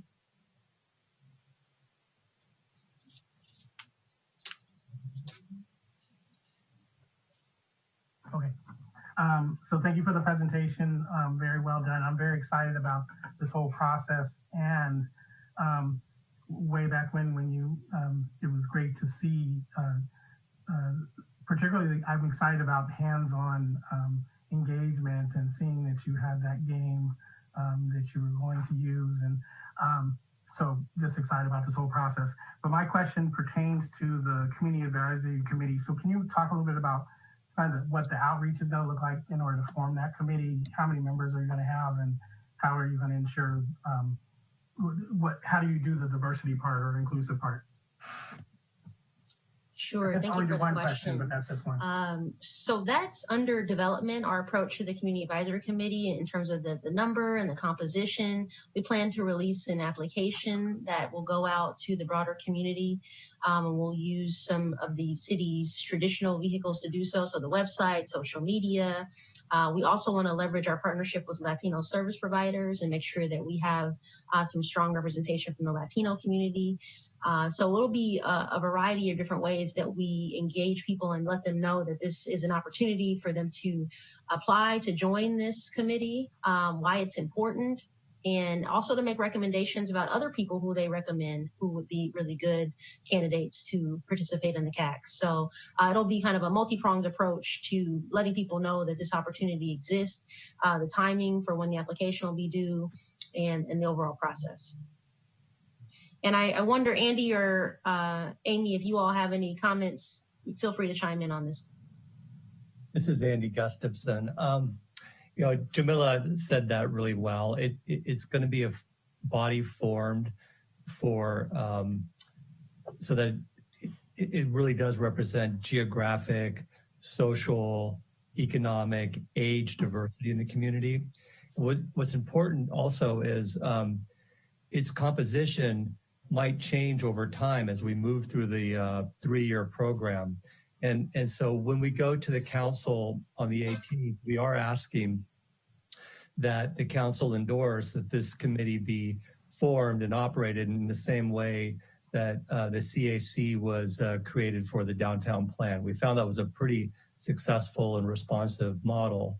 And in this case, for a long program, it'll be especially adaptive as we move forward. It's going to be really important that in this initial phase, we have a good surveying instrument, a way to recruit and get people to show us that not are they just representatives or thinking of one perspective, but that they have the capacity to reach out to a broad section of the community and be a liaison to carry forward information and bring it back to the larger group and help us understand that we are reaching out well and doing a good job. They will help us with the metrics to know whether or not we're on track.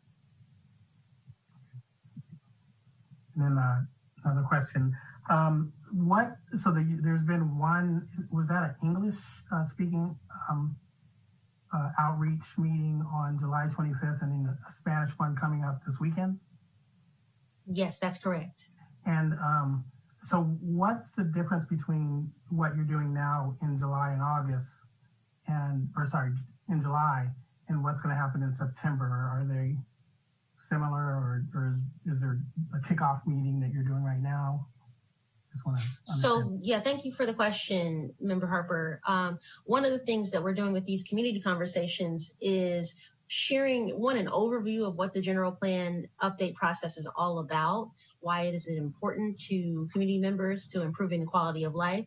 And then it's also about sharing some of the key components of the community involvement strategy. And so if there are suggestions about how we can refine, how we can make that document stronger, you all have given us some great input around metrics, for example. So the point of those conversations is to further refine and update that community involvement strategy before it goes to council. So that's very different from the conversations that we'll have as the project gets kicked off in earnest and when we start having our first kickoff workshops, for example, and we'll talk more about issues, opportunities, trends, things like that. So these conversations are really geared more towards the community involvement strategy. Great. And then can I do my last question? So I like I said, I'm very excited about this. So in terms of the virtual meetings, and so I understand that process of CAC, and then there's the element, and maybe I've just missed it in the plan in terms of going out to, you talked about neighborhood groups, like how do you seek to engage those, or how do groups get a part of that process? Because I looked at the list and it didn't include some of the groups that I know are out there. And I know we provide that list, but I'm guessing that maybe there's a bigger list that you're doing. But so say a group would like to be involved, how can they get involved? Can they get presentations? Can you come out and do the game during COVID-19? I don't know. Is there a social distancing way you can do that? Mm-hmm. Yes. So we want to make this process as accessible as possible. And so if we have in our scope a series of community meetings, and that can take the form of presentations at existing community events, for example, we think it's often better sometimes instead of starting our own meeting or having our own, we can leverage existing meetings and go out to communities, community-based organizations, neighborhood associations, and be a part of their standing meetings and share where we are in the process and how they can get involved, how they can engage. So that's a little bit of a response to that question there. And we could also very easily take the game out as well, and have them, we can do what we call a training, and then they become the ambassadors or the legs of it, and that they go out and engage their constituencies using the game, for example, or other tools, whether it be a survey or other questions that we may pose. But we really want them to be a part of broadening our reach and to tap into their constituencies. Okay, thank you. I have Leslie next, and then I'll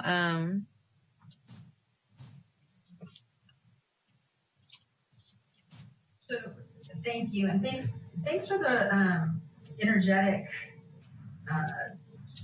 report and just the whole entire thing on Saturday. And I apologize, I talked about the downtown area specific plan and it coming up on Saturday, and I went to too many meetings, I guess, and I got them a little bit confused. But it was the general plan on Saturday that I went to, and the downtown area specific plan on the Wednesday before that. I'm excited about the Spanish version of that meeting coming up this Saturday, and excited for your energy to be there again. I don't know that we got to feel it fully here.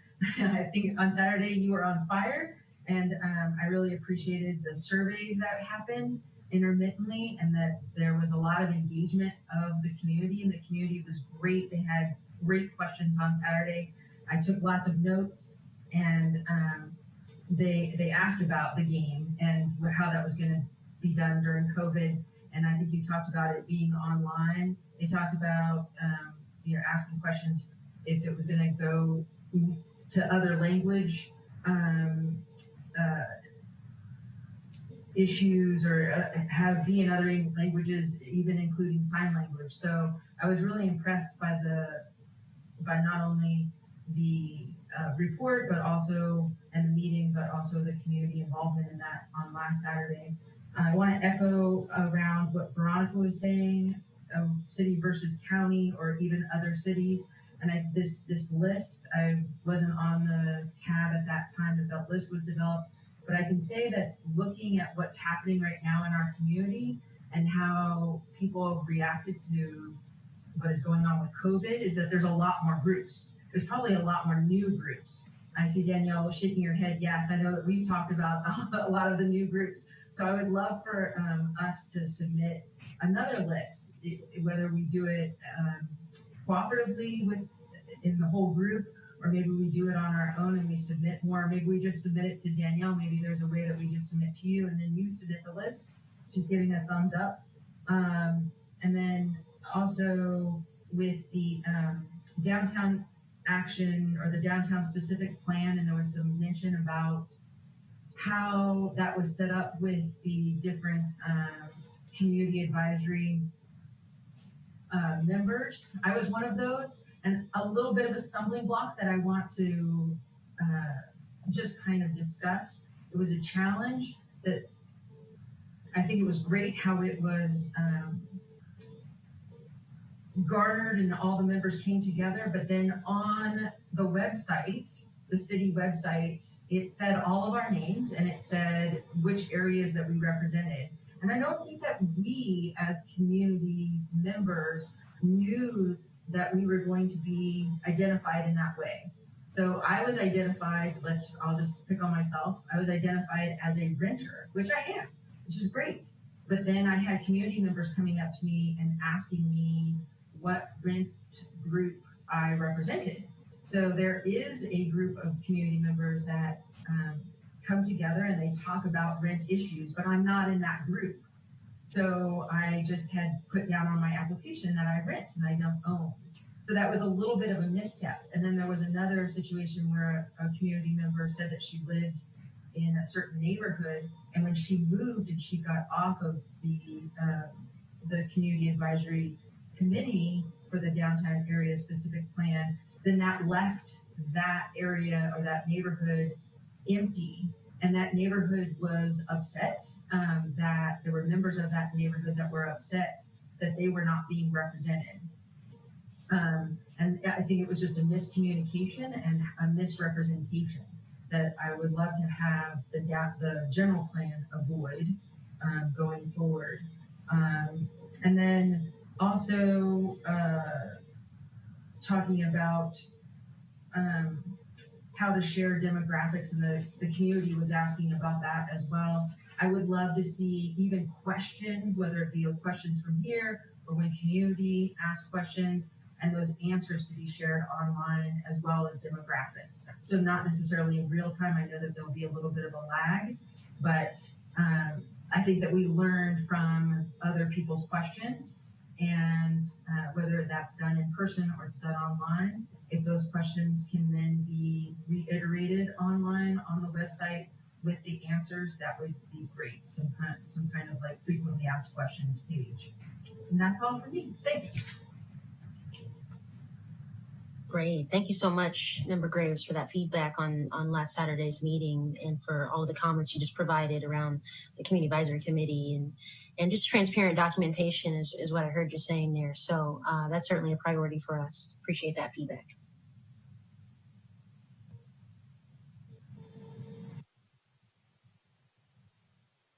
I have Carly up next.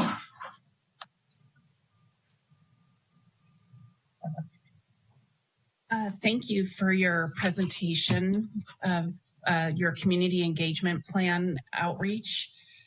It sounds very well thought out, and I appreciate the opportunity to be able to ask questions and make some comments. The Kaiser has the grant for the city to help support this process, and I'm just wondering what the difference between what would normally happen if there wasn't a grant to augment this process, and what extra is being done because of the grant. Because echoing what Member O'Connor was saying about not many people have their walk of life just naturally lend itself to engaging in this type of process.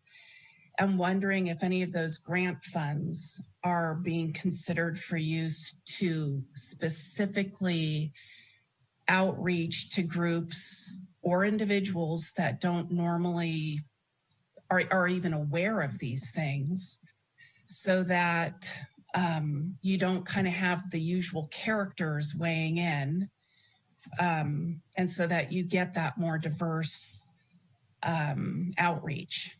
And I have a couple other questions, but I want to not bombard you with them all. If you could comment on each one. Yeah, this is Amy Lyle, Supervising Planner. I'll jump in and answer your question regarding the Kaiser grant. So we were fortunate enough to receive that Kaiser grant award after we actually selected our consultant team. And it really is additive to our general plan effort. So the general plan effort does encompass quite a few new state laws that have been passed, including the requirement now to do environmental justice, and quite a few more robust things have happened through general plan guidelines, including health and various other community attributes similar to that. So the general plan and the scope of work already included the update to do environmental justice and really look at that equity lens throughout the whole general plan update, which really helped to inform our community involvement strategy and what kind of budget and effort we can put into that kind of engagement. The Kaiser grant itself was additive. It actually included additional funding for outreach, but the bulk of that was actually to support planning and policy development around health and health equity. So the general plan update will now include, some people have considered it a health element. So we are waiting to scope that with the community of whether we'll have a health element or whether health policies will be incorporated throughout all of the elements of the general plan. But this will allow us to increase our partnership with existing health community-based organizations, the Department of Health Services, and the Health Action Group at the county. So it will be more robust with that kind of health lens. But the environmental justice piece is also present and is now a requirement for all general plans. So it really was good timing to kind of coalesce all of this together. So the outreach efforts will be bolstered, and when we haven't actually awarded the contract or hired the staff associated with our Kaiser grant. So when that comes through, there will be a scope of work associated with those items that we will share publicly, and we'll be working on with our consultant team and on our city team as well. Thank you. That's great, because as we know, many of the issues that are termed economic or land use all really impact public health to the point where those things are public health topics. So I'm really, really glad to hear that and thankful that Kaiser has raised that to a higher level that maybe would have been sort of just overlooked had the grant not been there. I have a couple other questions, and again, I'm kind of going last, so I am echoing a lot of my colleagues' questions or comments. In terms of leveraging community outreach that has recently happened that might represent one of the topics, seems really advantageous.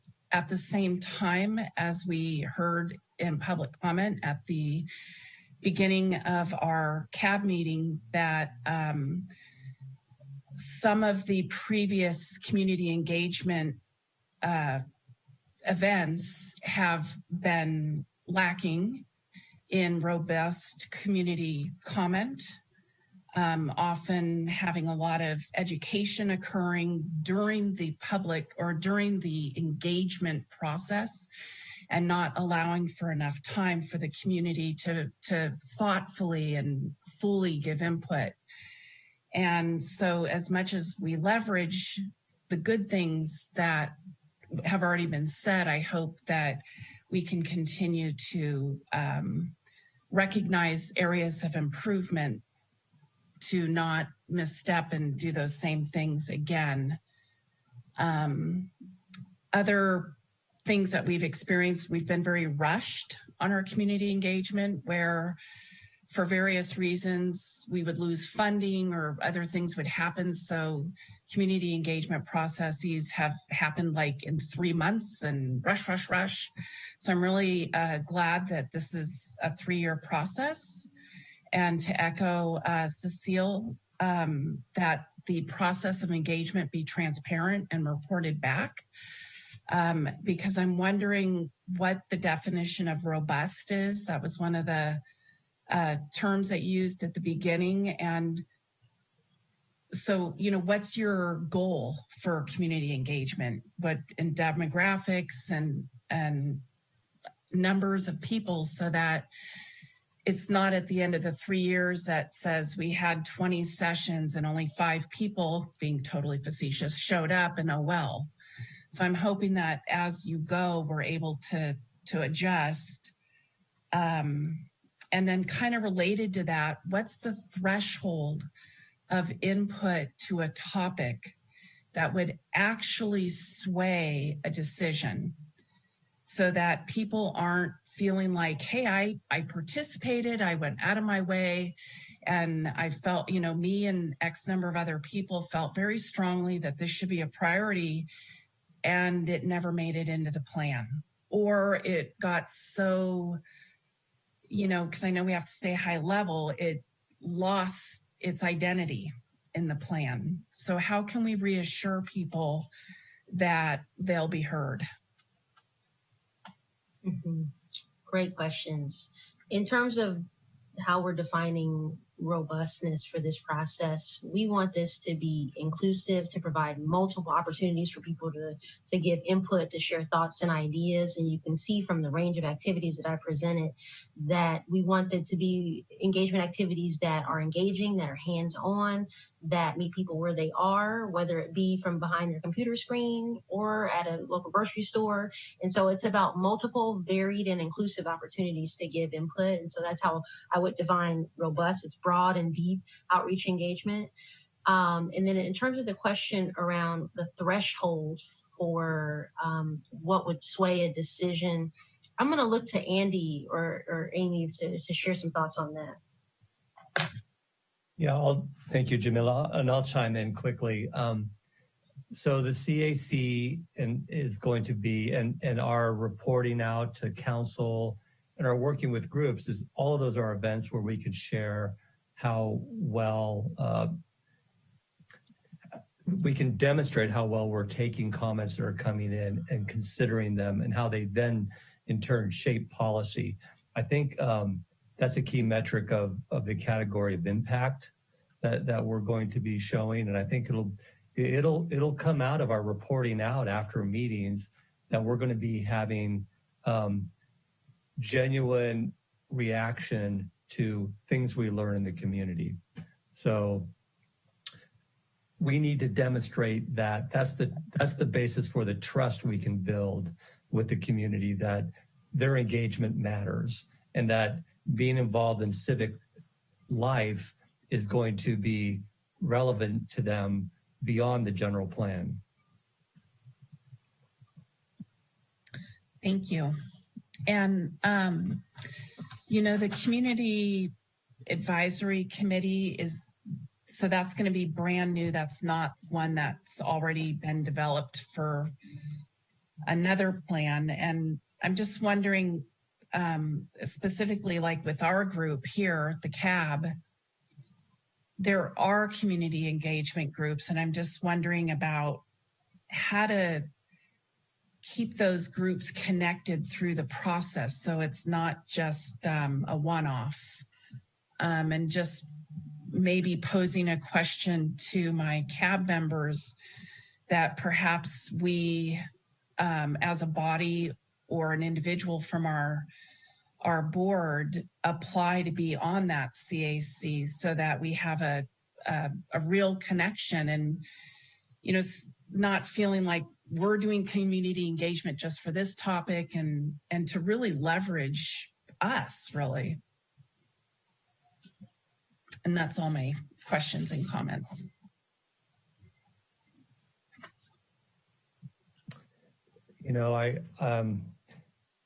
I think we're fortunate, and I was going to say maybe we're cursed. We have so many engaged people, such as yourself, on this committee, this board. What we're hopeful is not only will we have you give input and provide a mechanism for that, but to create a circumstance that somebody who hasn't ever thought that they could have a voice, they could be on the Community Advisory Committee for the general plan. And kind of going back to a point earlier about, I think maybe you made the comment, or Member Graves, about being identified in the downtown CAC as a certain representative of a group or a geography. I don't think we want that. I think we want members of the CAC to be engaged because they come to that group with a lot of affiliations that cut across geography and age groups, and they will be effective communicators, ambassadors for us. And in that way, bring into this civic activity to this group perspectives that we haven't heard. And I think that's really our hope.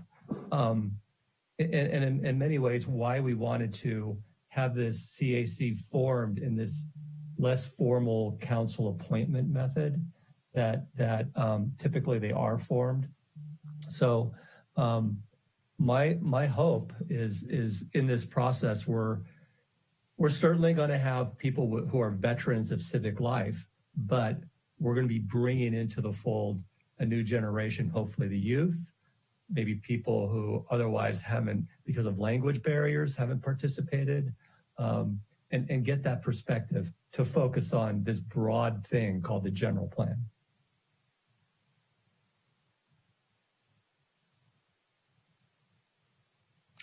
Thank you, Andy. Any other questions from members of the board? Okay, at this time, I'd like to go to public comment.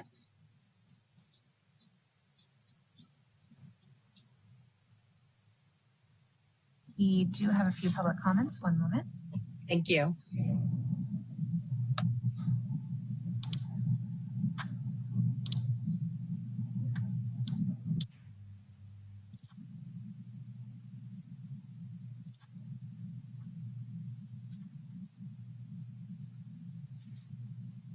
Our first public comment will be from Gregory, followed by Stephanie.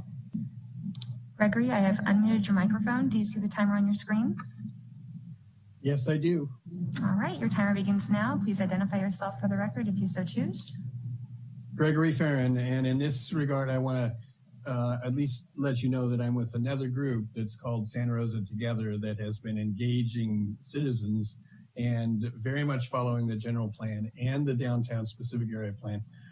So I have just two comments, and thank you, Leslie, for bringing up the issue of the downtown specific area plan, because this is another group that's trying to figure out in a shorter period of time what the city should look like. And I think whoever is going to be on this general plan update subcommittee ought to be very much following also, and you all ought to be following the downtown specific area plan, because though they're separate, they're very integrated in the sense that the same kinds of topics are going to be talked about, and things will be happening in this interim period before you get to the first, second, or third year. Santa Rosa is going to be changing. They're going to be making decisions about things you'll also, if you're on this committee, want to know about and want to kind of integrate if you can. So the two have to be integrated. The second point I want to make is I served, as some of my friends did, on other specific area plans and other attempts to have community engagement. So I understand, you know, especially Carly, I mean, I understand very much your issue about how do you have somebody really feel like they were heard. And one of the barriers to that in the past, at least on the Roseland area specific plan, was the fact that it became unwieldy in the group because of rules put down on the Brown Act, rules put down about how much you could participate. I mean, the use of ambassador as a word, it's the same term they use for you, but we in the community have a sense that, you know, if all it is somebody who's going to be running around the community helping facilitating information and just, you know, being a city shill, you know, who basically tries to get people to know about this thing, and then we'll all give up on it. I mean, basically, it's just going to be whatever the staff comes up with and whatever the, you know, regular old, you know, good old boys want. If you want to really represent, if you want this group to really represent the community's views, you have to let this group gel. You have to let them talk to each other. We couldn't even talk to each other outside of meetings. Brown Act things made it really difficult for us to gel as a committee. And so if this group is going to be put together and it really is to be talking to each other and talking to the community, you got to break a lot of rules. You got to make this thing be really engaging the staff with new ideas that come from the community, not engaging the community with the ideas the staff thinks they ought to know about. So please engage the people on the committee and design the committee to break rules. Get clear about whether or not somebody who's going to be on that committee can email the guy next to him or talk to somebody outside of a meeting. If they can't do that, if all they're going to be is the kind of traditional committee, it's not worth it. Thank you. Thank you, Gregory. All right. Our next public comment will be from Stephanie. Stephanie, I've unmuted your microphone. Do you see the timer on your screen? I do. Okay, your timer begins now. Please identify yourself for the record if you so choose. Hi, my name is Stephanie Chavez. I am a resident of Santa Rosa, born and raised. I do really appreciate the goal to, you know, provide a lot of youth engagement and whatnot. I do just want to keep in mind that the use of surveys, which was brought up a lot, I understand its quantitative methods and the reasons for them, but I do want to address that there may be fear in filling out these surveys to some of our community members. They may not feel comfortable, they may not feel safe enough with doing that. And I think for this to be successful, there needs to be a sense of trust and a relationship with this general plan, as it's called. So maybe it's called something else that is more approachable for the community. I also would hope that in this movement, we don't go the easy route of going to individuals that we know to be the leaders. I think we have a lot of unsung leaders in this community that can be used to reach out into other communities. Perhaps we could even use CAB members, because they are a part of, community engagement, whether they all in their own areas conduct these, meetings or, these, conversations, these more qualitative, stronger communications with the community, I think would be very beneficial, because if this is a 3-year program, there's a lot that can happen. And even in the current state, I don't think the trust with the system and the traditional routes of government are gonna be beneficial for this. So all in all, if we can find a way to make it more hearty, that would be great. And, kind of piggybacking on the previous comment, having, committees and groups are great, but they can also be a little bit scary to join just because of, such rules and regulations like Robert's rules and everything like that, that may deter people from wanting to engage. So just keep in mind that there are qualitative methods that we can use to get a more better picture and painting of the community. And I do just want to hope that each voice or each vote or whatever may be are equal. Making sure that the 5 voices of this one community don't overrun the 20 voices of another, because they're louder, stronger, or more approachable or more competent, I guess is what I would say. I yield my time. Thank you so much.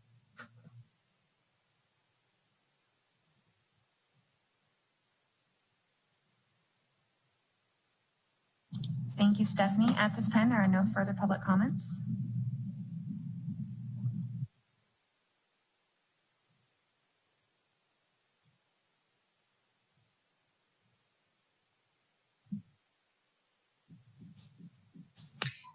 Thank you to the members of the public for your comment, and thank you also to our CAB board members for your questions. I also want to take an opportunity to thank the team that's here tonight to present this to our board.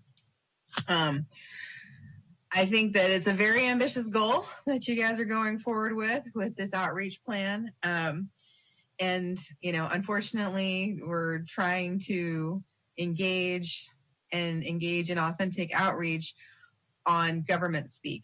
And so one of the things I hope that comes out of this process is a way, because literally we are doing an outreach plan to engage the community on the general plan, which tells if you don't know how vital of a document that is, you in no way, shape, or form will have any desire to do anything with it because of its actual title, as opposed to letting people know that this is the story of what Santa Rosa aspires to be.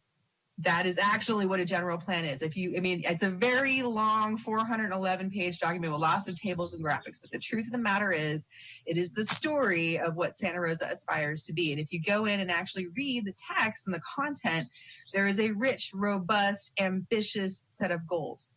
So what I hope comes out of this, especially since there is going to be so much of this as a virtual component, I'm a fan of checklists. I'm a fan of execution. So what, I like to see with a plan is, what are the accomplishments that have happened from the previous general plan? And the reason I want to see those checklists of accomplishment is to let neighborhoods and to let the community know what was accomplished from the previous plan, why it is vital, what the gaps are, where we're trying to aspire to get to. And the other piece of this is that we're trying to tell the story of how what Santa Rosa aspires to be. We also want to know your story as a resident of this city. We want to know your neighborhood story. And we want to know, are the goals and aspirations of our neighborhoods being incorporated into this plan? And are we all on the same page as we're going forward with this? So I am very excited and very impressed with the team that you brought together. And it's going to be an interesting 3 years. I'm excited to see where the website goes. And if I have one last piece, since I am the chair of the board, one thing I would say, since we're going to have a website, I think community ownership means they have a right to sign the document. And so I think that's something for an aspirational goal for this next general plan. The last general plan has a city council and board and commission members of the commission that actually put together the plan. This one, since we do live in a digital age, and this is going to be a website, I think you should create an opportunity for members of the community to sign the plan and have it on the website and have real authentic community engagement that says all of these residents signed the plan, in addition to the council, in addition to the commissions and the board, and make it a public document with the signatures available. We have the digital technology to do that. And I think that's something that if we're going to talk about 3 years of planning, giving residents and neighborhoods an opportunity to sign this plan, to sign off on it, take ownership of it, and hold the council accountable to it, I think that that's a starting point of letting people know that this is Santa Rosa's story, and every story within Santa Rosa matters to this plan. So thank you all for coming. And on that, I'm going to go to our next agenda item, because we're the Community Advisory Board and we take on big agendas. All right, so our next presentation, 7.2, the update on Community Empowerment Plan. I believe we have Chief Navarro. He's here. He's here. And then I believe we also have, is David also on? No, it's Raisa. Okay. Perfect. I will be presenting, and then Chief Navarro and Raisa are on hand, as well as Magali on hand to answer questions that might come up. And then I think David is attending as a listening in, or he was. But Raisa, Chief Navarro, and Magali and I will answer questions after the presentation. So if we can get that presentation up, please.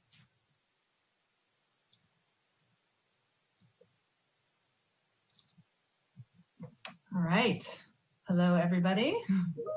For those of you in the audience who missed my name, I'm Danielle Gardino, the Community Engagement Coordinator for the City of Santa Rosa. And I'm excited to be able to present this update on the implementation of the Community Empowerment Plan. Next slide, please.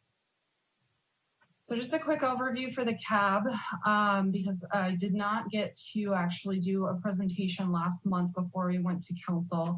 So the plan was developed in response to both national and local protests that stemmed from the death of George Floyd in Minneapolis in late May. I don't even know what time of year it is anymore.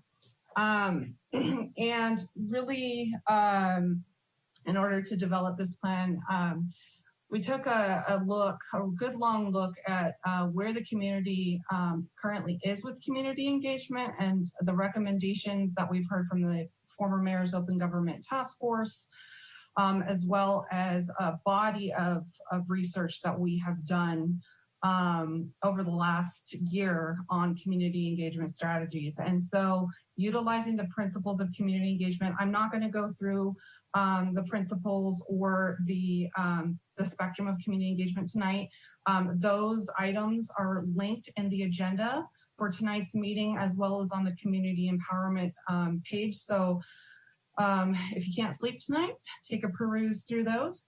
But we did utilize the recommendation from the 2014 Open Government Task Force to develop a culture that values public engagement. And from there, we developed a list of community engagement principles from there. Next slide, please. Which are here on your screen. So we're looking at respect, inclusiveness, and equity, early involvement, easy participation, meaningful engagement, mutual accountability, transparency, sustained collaboration, and evaluation. Next slide, please. In addition to using those principles to help develop this plan, we also utilize the spectrum of community engagement, which comes from the International Association of Public Participation. And this is just a brief example. Community engagement lives on a spectrum. It is not one thing that we do. We often see community engagement happening in the form of communications or outreach and consulting. So going out to the community and asking for their input on a particular project. The community empowerment plan is really to move along, to take what the city normally does and go even farther and deeper to get to this collaborate and empowerment stage with the community. Next slide, please. So there are 3 goals to the community empowerment plan. The first goal is to increase constructive and inclusive dialogue between city and Black, Indigenous, and Latinx community leaders. This is by far probably the area that we've been most busy with in the last month and a half. And so these include things like developing a process to regularly share our progress and updates on the plan and related efforts. By July 31st, we've engaged at least 50 leaders in those community groups I just mentioned, and a plan for broader community engagement is developed. We're also conducting listening sessions. So here we have at least 5 community listening sessions, and I can tell you right now that we are about to surpass that and go above and beyond. In addition to that, we'll develop a report based on all of the feedback and input that we get from these listening sessions and one-on-one meetings, as well as from attending rallies and protests, and also the letters that we get and phone calls that we get coming into the city. Finally, utilizing this information and this particular goal, I forgot to mention, it goes beyond just the police department and law enforcement's relationship with the community. This really is it's designed to go so much deeper and take a look at the engagement that we do with the community and what systemic changes we need to make here at the city in order to do better by our community. And so one of those first steps out of this feedback that we get, aside from what the police department will be utilizing this input for, is we will be developing a much broader strategic plan for community engagement that our entire organization can use. Right now, we don't have that. And it's really important that if the city is going to be invested in community engagement, we need to have a plan, a strategic plan for that to move forward.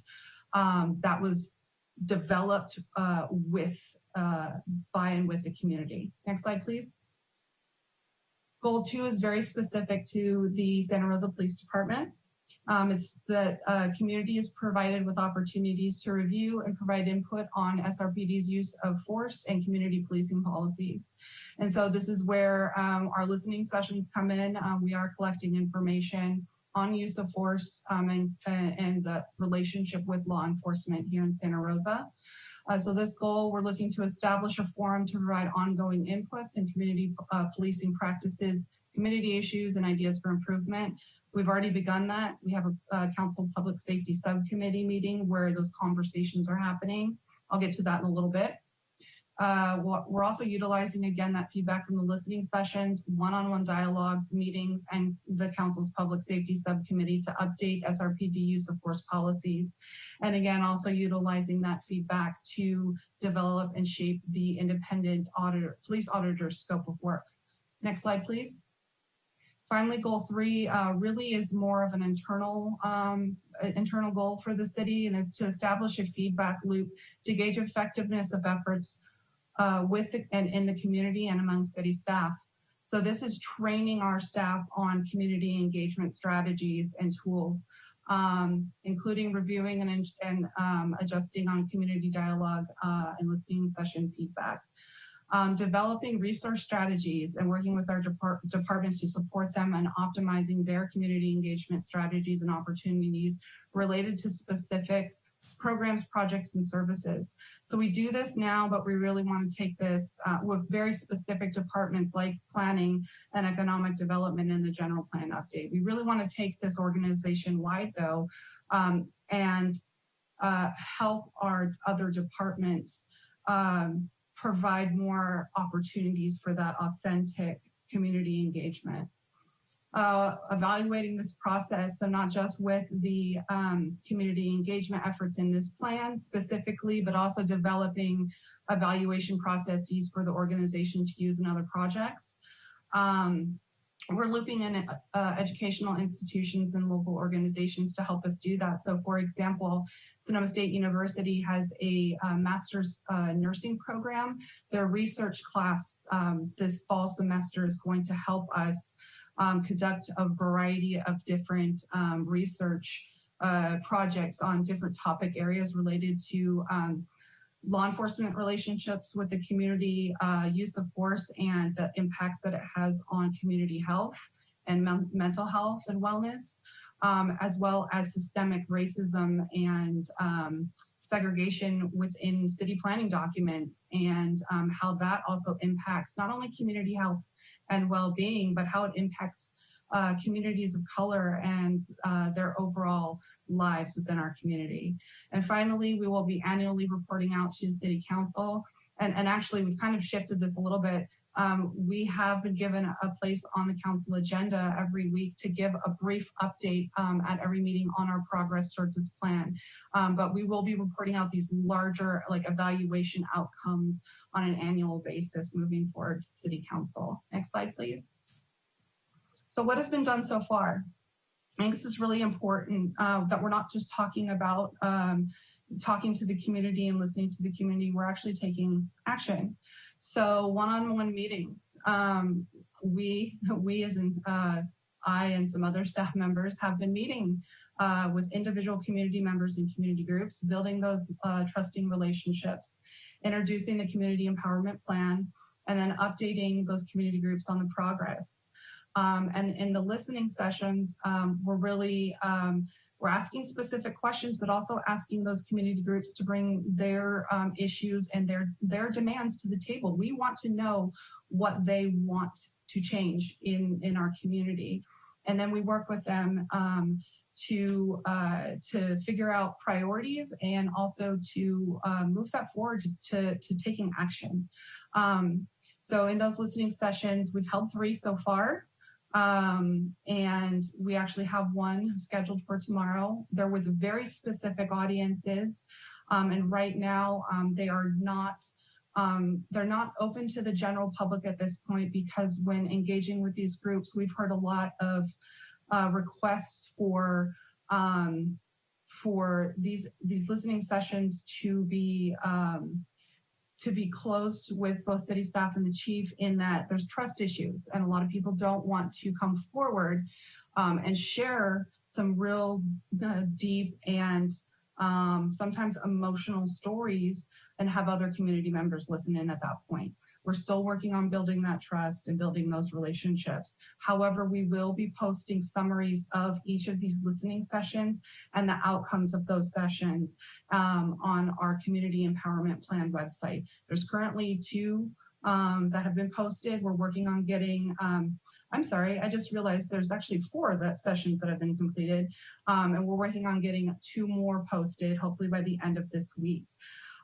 Staff and city council members have also been actively attending marches and rallies as well, and listening to what's being said and what community members are saying.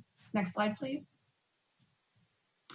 We did also present the Community Empowerment Plan to the City Council on June 30th, and we received public input. We actually received probably around 4 hours of public input and public feedback on the plan, which we have since updated to reflect the input that we heard. The council also held their first public safety subcommittee meeting on Wednesday, July 1st. They reviewed the 8 Can't Wait campaign, discussed after action report, and also discussed the independent police auditor position. And actually, I'm going to ask that Chief Navarro unmute himself here and give a little bit more input into what was discussed at that public safety subcommittee meeting. Sure. Can everybody hear me? Yes. Okay, great. Chair Barnett and members of the board, thank you very much. Rainer Navarro, Police Chief, Santa Rosa. And before I go any further, I want to welcome Magali to the team. excited to have her with the city of Santa Rosa. Excuse me. So we, on July 1st, we had the first City Council Public Safety Subcommittee meeting, and we went into detail about the 8 Can't Wait, which is a campaign that came out at the end of May, early June, based on the national crisis that we have been facing. And so we did a dive into the eight demands in that, and we actually are compliant with most of them. There was one that we definitely did not comply with, and that was the first one, which was the ban of a chokehold. For the Santa Rosa Police Department, we had with a technique called the carotid restraint that had been authorized for probably as long as I've been here, and which is almost 30 years. And it's something that is used from time to time. It's been used successfully, but based on the training that we've received over the years and the additional equipment that we have, and based on the feedback from the community, we didn't wait. We moved forward immediately, and I banned the carotid restraint from our use of force policy. So that was one of the more significant updates that we provided. We went through, I'll just give you a quick list of the other areas. Requiring de-escalation, which that is in our use of force policy, and it's actually required under state law, which went into effect January 1st. There's a require warning before shooting. Oh, I'm sorry, I skipped one. Use of force continuum. We do have a use of force policy with our force options that are divided into 3 groups: low, medium, and high. And all of our training, we go into all of these use of force options at any type of defensive tactics training, firearms training, that sort of thing. The third one was require warning before shooting. Again, the state law states that where feasible, an officer has to provide a warning. But there may be times where something happens so quickly that it's unavoidable, or it's not able to do that. The fourth one is require or restricting shooting and moving vehicles. We have never allowed that unless there's a reason, if there's in defense of a life. Exhausting all other means before shooting, and we value human life. Our policy states that we're to value human life and dignity without prejudice, and we are trained on alternatives to deadly use of to deadly force, and we're required to use proportional force, and depending on the level of resistance and the type of crime that we're investigating. Duty to intervene was another bullet point that's we require our officers to intercede when they see something that should not be happening. And we are going to be making some changes to our policy to make sure the wording's correct. This is some of the things that came out of the subcommittee meeting and some discussions where it says that we should report it to a supervisor. I'm going to be changing that, and it's going to be a shall, but we are working through that. And then requiring comprehensive reporting. We do a very comprehensive report out of all of our use of force. We keep track of it through a database, and we report out to the Department of Justice. So we are in compliance with, we do adhere to the 8 Can't Wait. We also discussed the after action report. That is going to be coming up here fairly soon. I think they're in the last part of doing the selection for an outside party, third party to actually look at the response to the protests, and both department and citywide, to look at what we can be doing better and what we did well. and to provide us an independent eye on the overall situation. And so it'll give us a more holistic view of the things that we need to be doing in the future and instilling best practices. And then the third thing that we discussed was the independent auditor. That has been a vacant position for some time now. We've had some discussion about it over the year. There was an RFP that went stale, and there were, due to several emergencies, there were some capacity issues with city staff. And so that has not occurred yet. Right now, the city manager is collecting information from both the community and also the subcommittee meeting to determine what is going to be needed from that independent auditor. From the police department side, I could just tell you really quick, we value the independent auditor. It helps us with people being more willing to contact the police department in case there's any particular issues or complaints. And it allows us to have a third eye when we're looking at some of the administrative investigations that we have, and to make sure that we're on track and timely and being responsive to the community. Awesome, thank you. Okay, can we go back one slide, Madeline? Great, thank you. I just want to go back to the community listening sessions really quick and note the groups that have done listening sessions with us. So we did an open mic session at the Social Justice Rally in March that was hosted by the NAACP on July 2nd. And while that was hosted by the NAACP, we had community members from all walks of life, different backgrounds, just whoever was in Courthouse Square that day and wanted to come up and share their stories. We listened, we took down those stories, and that summary is up on the website.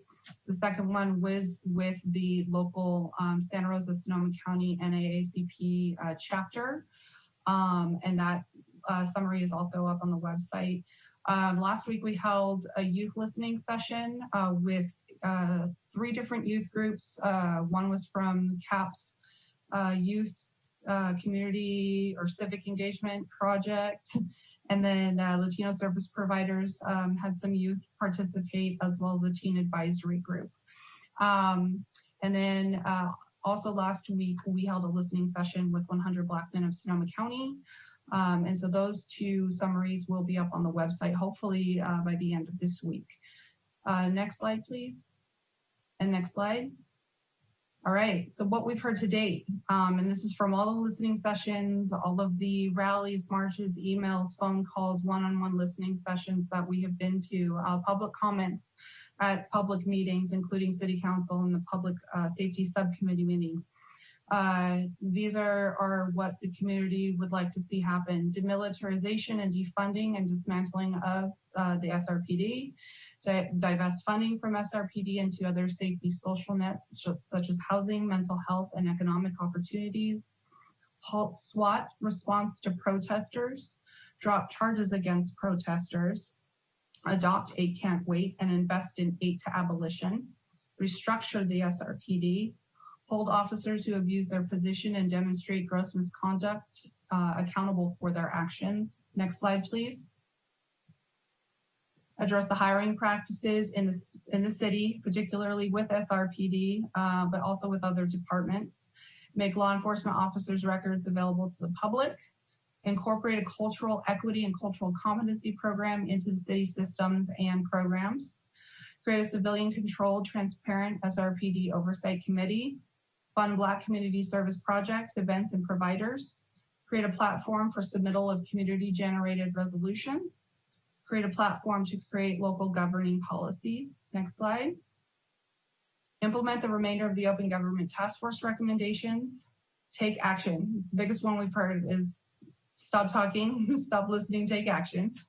Provide economic opportunities for communities of color. Support Black-owned businesses, and provide education on how to participate and work with the city. Next slide, please. So the next steps with this plan, we have 6 additional meeting schedules for listening sessions and meetings with city staff for the remainder of July and August. The next one will be held on August 6th. We will be meeting with the Sonoma County Lowrider Council. Sorry, actually the next one is tomorrow. The chief will be going out to juvenile hall and speaking with youth in our county's juvenile hall. And then the next one after that will be with the Sonoma County Lowrider Council. We also have listening sessions set up next month with the Sonoma County Black Coalition. We have one set up with United Black Voices of Sonoma County and a couple more. We're also working on setting up a Spanish-speaking listening session, Indigenous speaking listening session. So that would be Indigenous Mexican group or Latin group. And then we also have one for American Indigenous. We're trying to set one up for that as well. Again, like I said, these are with very specific audiences. We're hoping to eventually have a few where they are more open to the public. We are working with a local youth organizer who would like to hold a listening session with herself and a couple other youth and the chief of police, which she would like broadcasted on Facebook Live. So we're working with CAP Sonoma County to get that set up. Some more information on that to come. After the community listening sessions are completed, we will create a report and take that report out and follow up with community groups. The report will it will cover background and history of social justice movements in Sonoma County, what is happening currently and what we've heard currently, and our recommendations for next steps.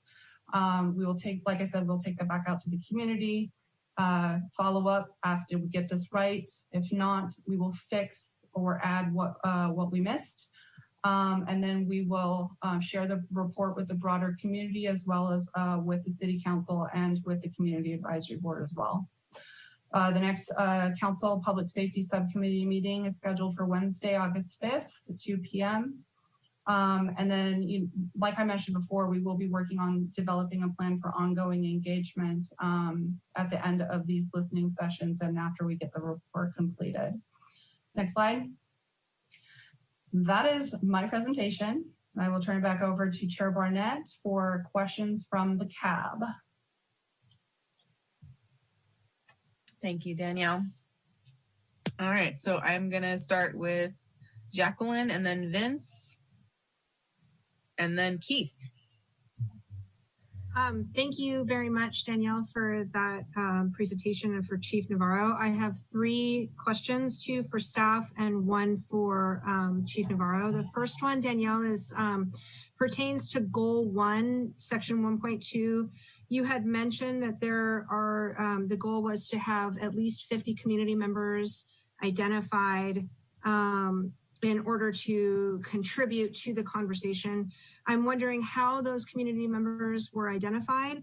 And just as a side comment, one of my concerns is that in many of these community engagement nonprofit movements that are happening right now, the focus is being placed on Black as an African American community, Latinos, and Native people. And I hope that we can begin to open the doors to Sonoma County's, or at least the City of Santa Rosa's African community, of which there are many members, and the Asian Pacific Islander communities. So Hawaiians, Fijians, there's a very large population of these people that live here in Sonoma County, and I feel like their voices are often not, I feel like we often forget about reaching out to them. So that was my first question.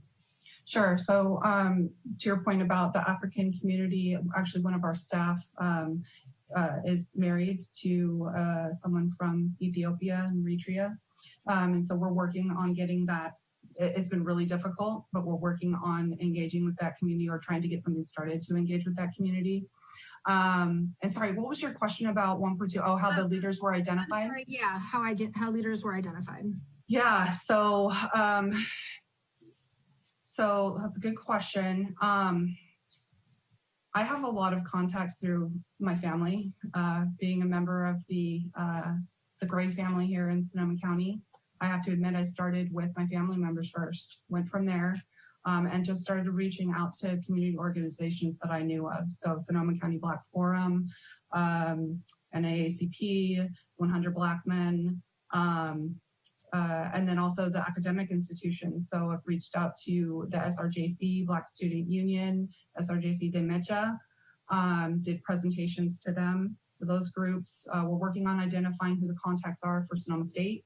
I also have staff coworkers who are helping me, assisting me in this. So staff from our Violence Prevention Partnership are helping me with the contacts they know of. We have also our community-based organization partners. So Vince has provided me with a lot of contacts and a lot of different ideas. We have Boys and Girls Club. Individual named David Escobar has been very helpful in getting me in contact with some of those groups, especially the juvenile hall groups that we normally wouldn't reach out to and wouldn't have participate. So really reaching out to, again, to the community groups I know, and then asking them who else needs to be at the table. Please let me know. And I do know one of the things that's happened since these protests and since the death of George Floyd is there have been different community groups that have formed and that have popped up since then. And so connecting with those groups too as they come up. So United Black Voices of Sonoma County Black Coalition, those are two new ones. And in meeting with the student groups at the JC, I found out, hey, there's a group called United Black Voices. Let's get in contact with them. So it's really using the network of people that I already know and asking for those additional contacts and recommendations. And then having now Magali on board too, that has just expanded it even further. So I'm super excited about that. Before we move off this question too, this is Raisa. I do want to point out that it was in working with the organizers, protest organizers, and with the chief of police, identifying a target audience was important to us. And I will point out that it is the Latino and African American and Black communities that are disproportionately arrested within the percentage of the demographic. So while I appreciate and acknowledge, the rest of the minorities and historically underserved populations within the county, we were trying to be intentional in the initial outreach. This is not meant to be exclusive, but we do need to acknowledge the historic disproportionality of the arrest per the percentage of the population. Great. Thank you, Raisa. And Jackie, you had some questions for the chief? I did. And so actually kind of tailing off of what Raisa just said, for Chief Navarro, please. One of the things that came up in the school board meeting several weeks ago that brought an enormous amount of public engagement in the school resource officers was keeping demographic information about contact with students. And so I'm wondering what the Santa Rosa Police plan is, and if it's already in place, about keeping demographic information about community members that are involved in use of force tactics. That's a very good question. We actually keep data on all use of force, so it doesn't matter if it's a minor or a youth or an adult. So we have that data information. I don't know. I don't know off.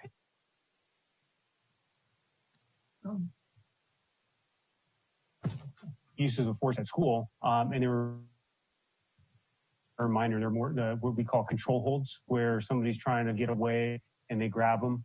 But we keep track of all use of force data, whether it's at a school or out in the community.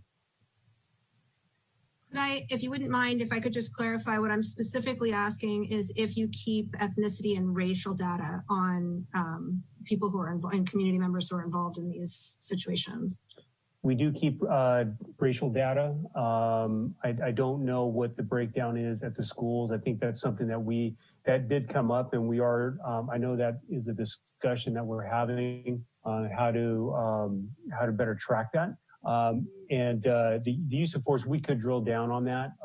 One of the things that is difficult is to actually track the number of contacts that we have with youth at the schools, because we only track the enforcement or detainment. We don't track all of the non-enforcement contact that we have. So there were some questions about, well, how many contacts do we actually have with youth at schools?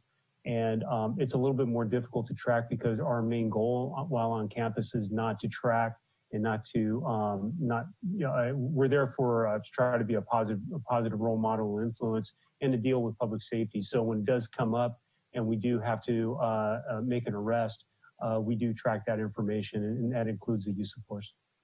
And if you wouldn't mind clarifying that also outside of the school system, that those demographic tracking is for adults in the regular community, correct? We have, so we track all use of force data, and we track the demographics. Okay, thank you. Next, I have Vince and then Keith. Actually, I'm sorry, just real quick, ma'am, we did post on our website the demographics for use of force. It does not spell out youth or what happened at the schools, but it is a broader snapshot of the demographics regarding use of force. So you can find that at our website, or Santa Rosa PD /Change for the Better. Thank you. Sorry to interrupt, Vince. Oh man, just kidding. Thank you. I appreciate this process, partly because our youth group was involved, and there's, this is a good, I love civic engagement, so it's a good opportunity to engage youth and engage kind of our clients also in this process. And so I'm excited about it. I have a question about follow-up. When you talked about follow-up, you talked about city staff, city council, and was there 3 groups that you had within that? And I have a follow-up to that, I'm sure. If you follow up as far as with the report. Yes. Okay. Yeah. So going back out to the community, to start the community that we engaged, taking the report back out, making sure we got everything right. And once we get it right, bringing it back, and then making it available for the broader community. As well as the CAB. We'll come back with a presentation, and then also we will be presenting to the City Council. Thank you. I just want to note that closing the feedback loop is very important. So I really love that that's part of the plan. I have a question. I don't know if it's a technical question for the chief. What's the difference between a chokehold and a carotid restraint? Or is there?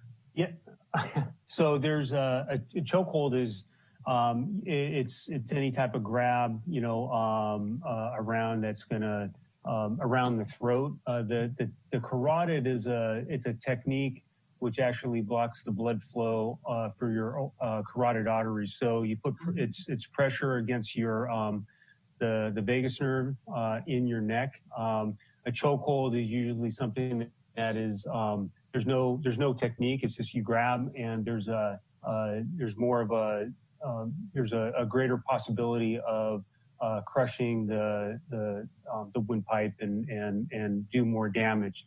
The technique with the carotid, again, it applies pressure on the vagus nerve, but with the increase of techniques that we have and tools and defensive tactics training that we've had, it's one of the reasons why I decided to go ahead and take it out of our use of force. Okay. And then I think there was the last question. Sorry. And actually anybody who's been involved in the focus groups or listening sessions can answer this, but I know we had a list of kind of their thought process. takeaway, one golden nugget, maybe that you've been. Is there a theme that's been happening in all of these conversations that kind of gave you an aha moment and said, "Oh, okay," or was it just things that you already were expecting and knew? Yeah, good question. I can answer that. Well, I'll answer for myself, and if Raisa and Ray want to jump in, or Chief Navarro want to jump in. For me, the hearing the the answers, a lot of them are not related to the police department. A lot of the concerns go so much broader than law enforcement. Talk about economic development and housing, talk about hiring. The community wants to see more of themselves in our hiring, in our demographics as far as staff goes, not just on city council or on these boards and commissions, but they want to see themselves represented in staff makeup. And the other one is just, looking at the systemic racism that occurs within, our organization and throughout our community, and not just specifically with the city of Santa Rosa, but also community-wide. Just, having some stories that we've heard a lot about stories from schools. And children being bullied because of their hair or their race. Children, their mental health being affected by that and not getting a good solution or resolution from the district or from the school administration. I think the biggest thing for me that just not really an aha, but really just I would have to say just bothered me so much. I haven't been able to stop thinking about it, is at the open mic session, hearing someone say that they don't belong here in Santa Rosa. That's just awful to feel that they don't belong, that they're tired of being a suspect in their community, and they would not raise their kids here. They don't plan on settling here, and they refuse to raise their kids here because of their experiences. That was heartbreaking to hear. And we're hearing a lot of stories like that, So I'll stop. I'll turn it over to Raisa and Chief Navarro if they want to add anything else. Well, I would agree that, the initial conversations, certainly when we're hearing comments at the protest, and then just shortly thereafter, what we were hearing fell into three buckets. It was, demands pertaining to law enforcement, demands pertaining to the protests. But it was the third bucket that when we actually had more deliberate and in-depth conversations, which are the broader city organizational practices, policies, and budgets, that I wouldn't say they're surprising, but I was gratified to hear that there is a broad understanding of the systemic change, opportunities for change that we're hearing. And they were economic opportunity, infrastructure opportunity, and really the demands end up going back to root causes and inequities in how we've invested in our community. And so those have been, to me, the most rewarding conversations, and are offering the most opportunity to act. And then secondarily to that, there is a recognition that, yes, we need to do that within the city, but really the next step is to how do we hold our community at large accountable for this? We, yes, employ people, we do pass policies, but where are the businesses who also need to affect change within their own organizations? So I'll just a few things for me. Number one, Vince has a great group of kids. And it was interesting, the last one that we were on, there were two youth who were going back and forth, and one's thinking about going into law enforcement, and one is, was having, one was a little bit more upset about some of the recent incidents. So I think for me, that was it was interesting and exciting to see the youth actually get involved and actually talking to each other. So that was really interesting to me that they're getting actively involved. So that's exciting on that end. I think that one of the things that has really imprinted on me is that there is, I think we need to do better. We talk about the things that we do and how we hire. I truly believe that we do I think we do an excellent job, or I think we do a great job at the police department hiring qualified individuals. But when I think in the city and even at the police department, to continue to hire the same people from the same demographics we always have to look at that and how do we change it. And so we've done some several months ago. I had a discussion with Magali when she was at Lucien, and we've been working on how do we change things up from a recruitment standpoint. And we don't know all the answers. And so going through this and hearing some of the feedback, I think is going to help us craft how we can improve on hiring quality people from a diverse background. And so, those are things that we always talk about, but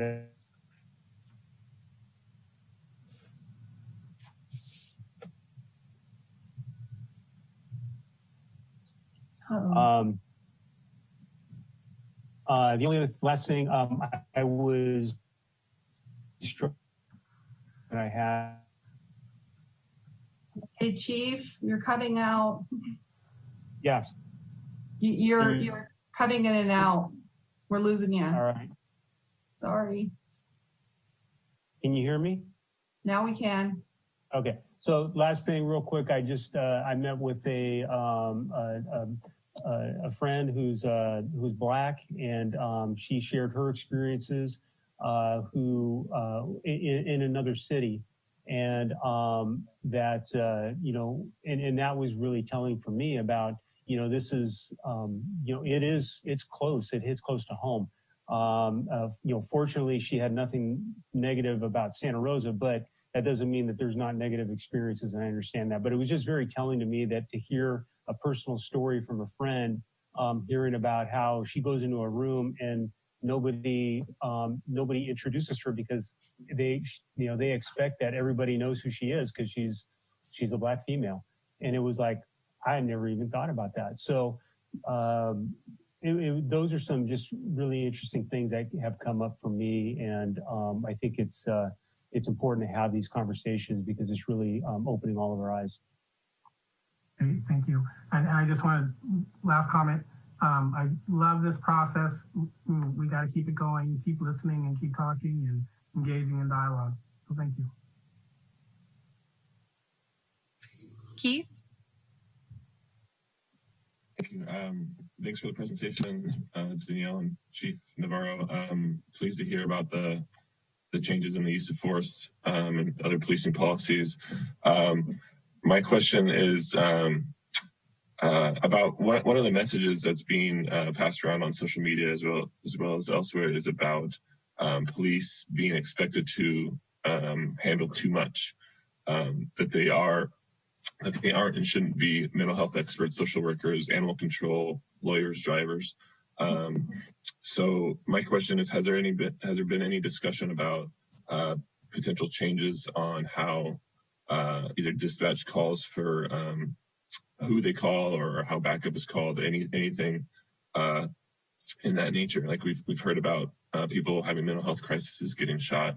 So yeah, I was just wondering if there's been any discussion about changes in that area. Yes, we've had a lot of discussions about that. In fact, at the next Public Safety Subcommittee meeting, we're going to be providing some preliminary information about some different programs that we are looking at, including Cahoots, which is up in Eugene, Oregon, and some other ones throughout the nation. One of the things that we are finding out is that there is an opportunity to change the way we do things.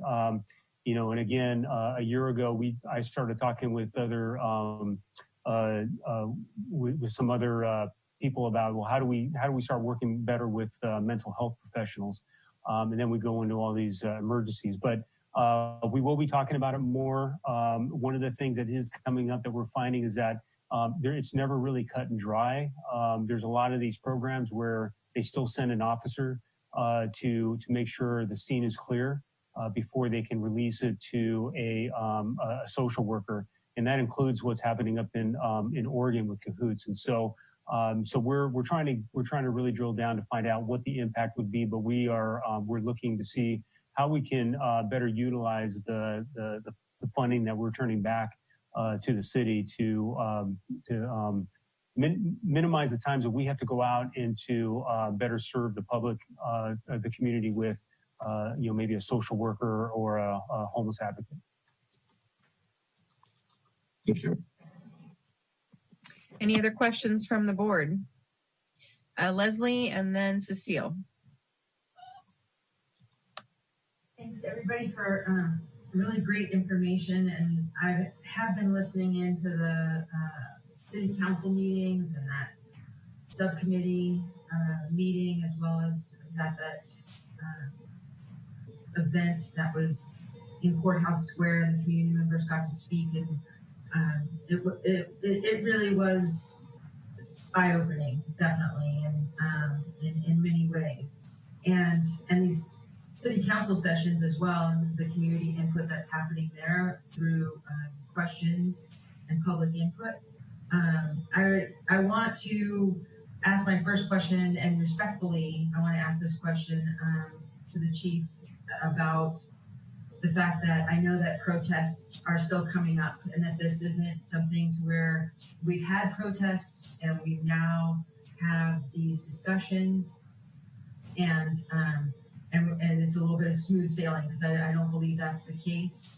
I believe that our national situation, as well as what's happening in other states, in other cities, is all going to affect what's happening here and the outcries that are going to happen with protests, some of which are coming up this weekend. How is our police force here in Santa Rosa changing tactics, and how can you address that to where we won't expect escalation, and we won't expect the same use of force, and that we will keep protesters safe, as well as other interests within the community. But my main interest is keeping the de-escalation down, and not letting things escalate out of control. Yeah, that's a big one to unpack. So what I can tell you is that we are constantly evaluating how we respond, whether it's a protest or to any specific incident that's out on the street. And so we are doing debriefs. We have an after action report that's going to be coming out. That's going to help us tremendously as we look at what we did, how it relates to best practices, and what we need to change in the future. We have there's some things I can't comment on right now, because there are some investigations going on to look into these specific incidents. But our officers were kind of goes back to Mr. Roberts' comment is. We have they're tasked with a lot of different hats, and there is a difference between a peaceful demonstration and a riot, and sometimes these things change very, very quickly. So we are looking into the incident and how we responded, once we get that after action report, we'll be able to provide a little bit more information. But we do evaluate every single protest that we're aware of. Sometimes they pop up without us knowing it. We haven't had any other issues since early June. Our main priority is the safety of the community, and that includes protesters. So we've offered, it's a different type of process But we do offer up if the protesters want to come talk to the police department beforehand to let us know what the plan is. We're more than happy to talk to them. And I think that's one of the biggest things, what we've done over the years. Sonoma County has a history of lots of protests and demonstrations. We've done it peacefully over the years. And I think that we can do that again. And, I just want to leave that question with, I want a community that doesn't need to feel they need to riot or vandalize or to endanger people or themselves in order to be heard. And that's one of the goals that we have. And that's why we're in these the empowerment plan and having these conversations. So we're always trying to evaluate it. And if we can get out of a situation without any use of force and without making any arrests, that's our goal.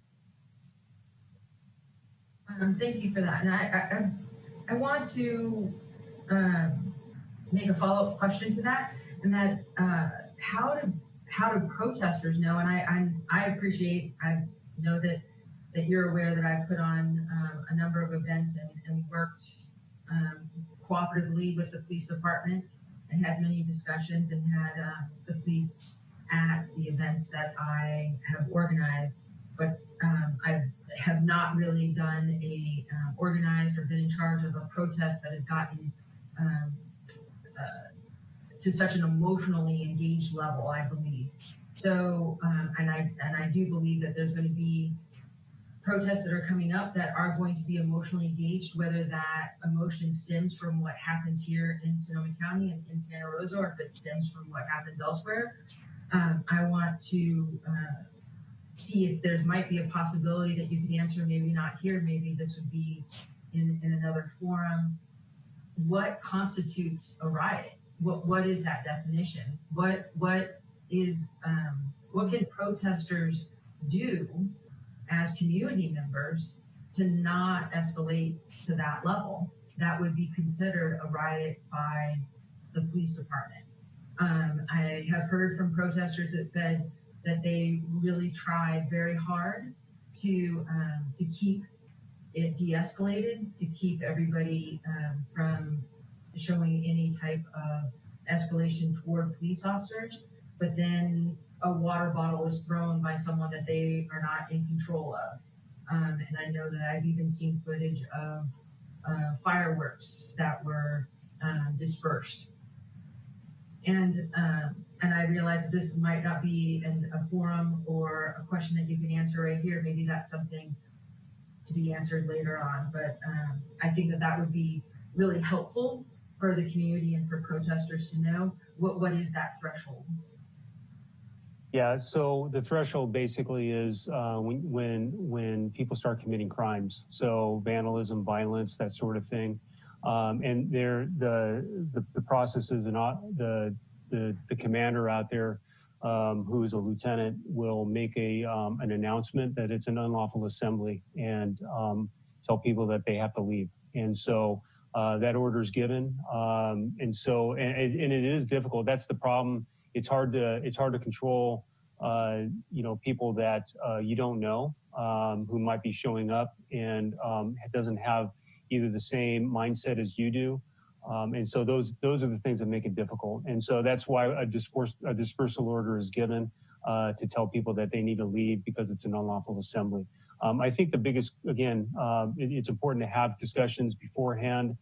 We've worked through the recreation parks when there's other marches that have happened in the past, which have been dealt with successfully.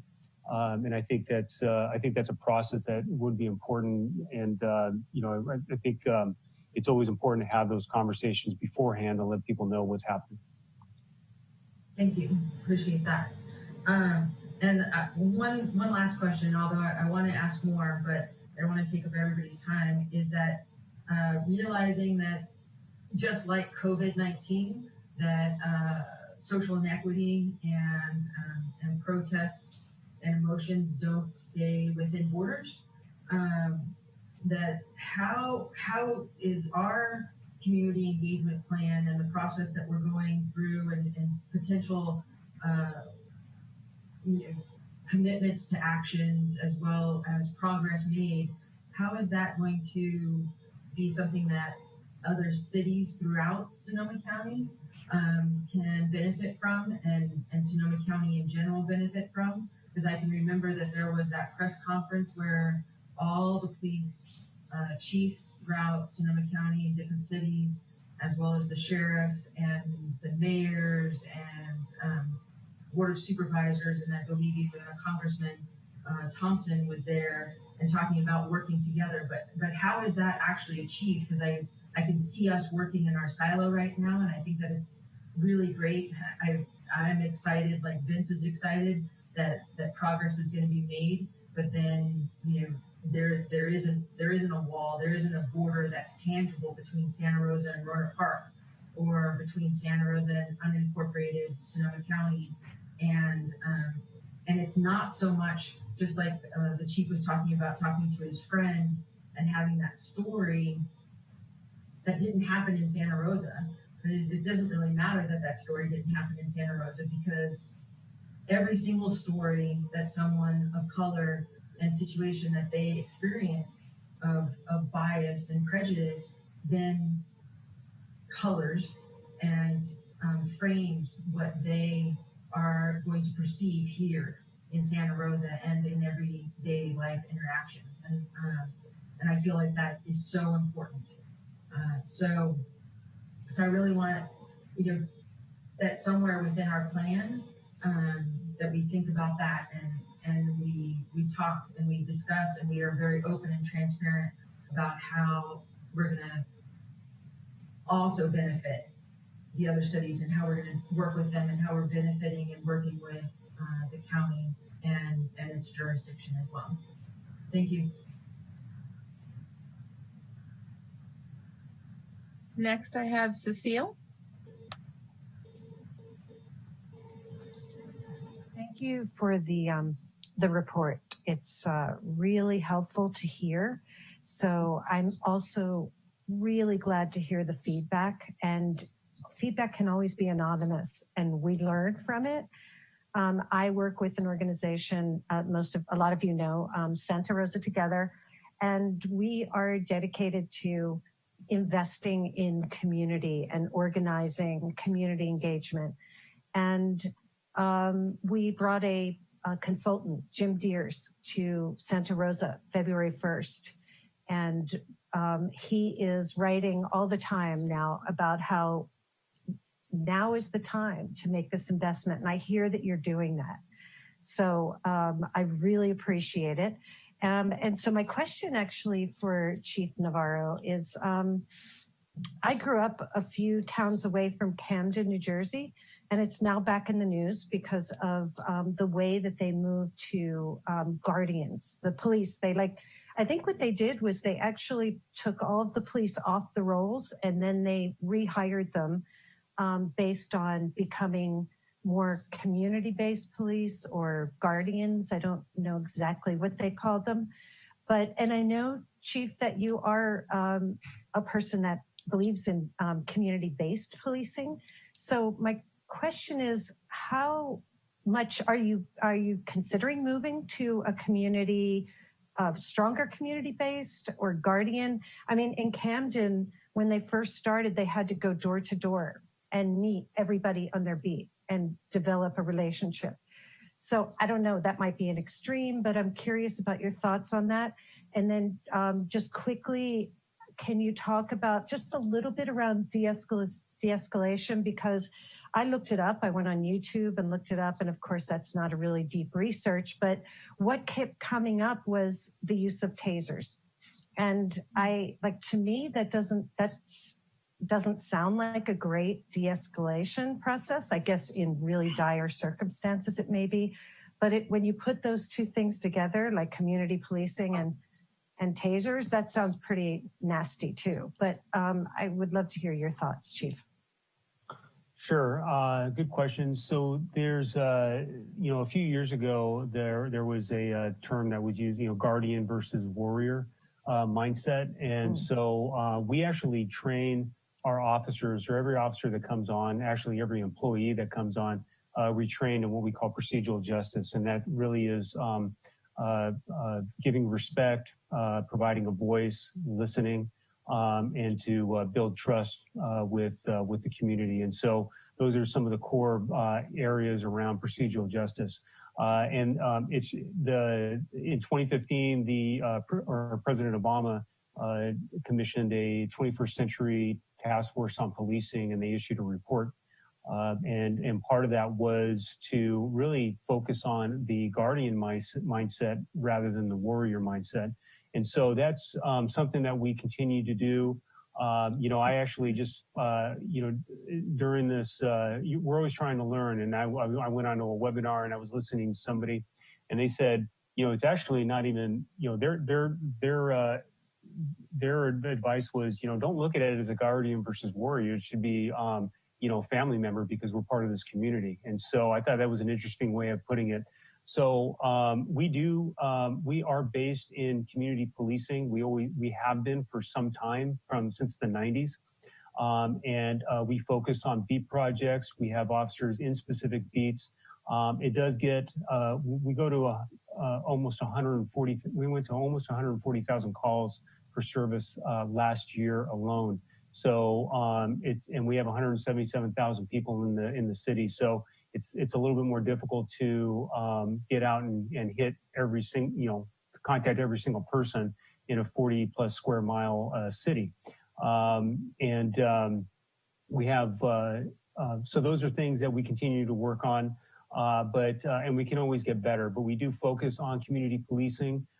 We have our lieutenants oversee specific areas, and our sergeants oversee specific beats, and then we work with the community on different issues and with our nonprofit partners.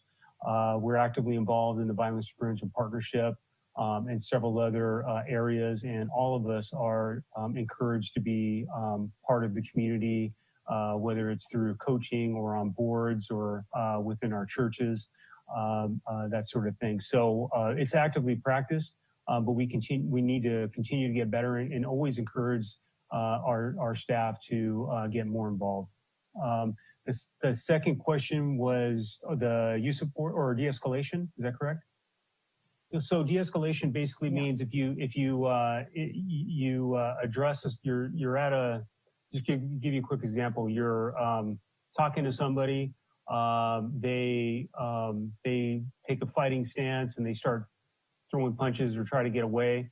So first they try to get away. You grab the person, you try to stop them. They turn around. They throw a punch at the officer.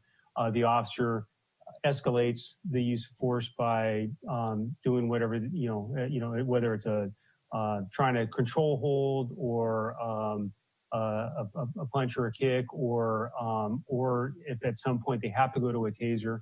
But then once they get to a point where they've overcome that resistance, they have to de-escalate as quickly as possible. So once the person says, I give up, or they're able to control the person, they de-escalate back to a lower level. So in a taser situation, if somebody gets, there's a taser that's used and it's effective, the officer can then go up, grab hold of the person, and then they use control holds to put them in handcuffs. You put them in handcuffs, and then it's completely de-escalated.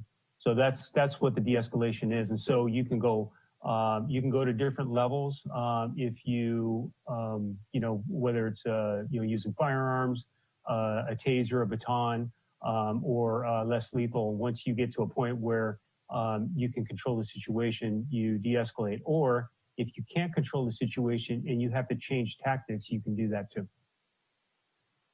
That's a really quick overview of use of force. And I would encourage, once we get back to being able to do community police experiences, I would really encourage members of the Community Advisory Board to take part in that through the police department. We have a whole section on use of force and defensive tactics. Any other questions from the board? Veronica. Thanks. I just had a couple questions about, I just want to confirm that the carotid hold is no longer allowed to be used in the city of Santa Rosa. Is that what you're saying, Chief? Yes, again, it is no longer in our use of force. Okay. And then this, another question I have is around what Leslie was talking about, when something turns to a lawful gathering and it crosses a line to a unlawful gathering, and then the police take action. What I would like to know is, because of this one of the last protests, there was quite a few out of town law enforcement officers from other agencies, and how do they get briefed on what is allowed in Sonoma County, in city of Santa Rosa, may be different from what they're allowed to do in their jurisdiction, but they're here to help out. And how do you ensure the citizens that they're going to follow the policies that City of Santa Rosa has for their police? So we have, that's a really good question. We do have radios, and we're, you know, what we do is people do come from out of town. They will check in with a particular supervisor who might be, who will be out there. There's, you know, we do have what we call a unified command. So if somebody comes in, we're dealing with, you know, this is a Santa Rosa Police Department operation, and so we are in charge. Now, if they can't, if a department cannot, I guess, be in alignment with the rules or the mission, then they will leave. That usually what happens is they'll come in. There'll be a supervisor that usually comes in. I don't know all the practices, but from other agencies, but we do work closely with our Sonoma County agencies, and all of our use of forces are very closely aligned. So we actually use there's many of our agencies, we are contracted with an organization that puts out regular updates for policies.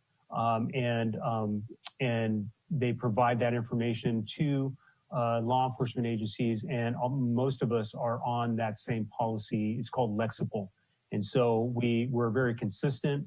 The chiefs of police, we meet, right now we're meeting weekly because of COVID by Zoom, but we usually meet on a monthly basis, and we have these discussions to make sure that we're aligned in case there's any mutual aid requests. Okay, I had one other thing, but it's a long meeting, so I might have to call you up.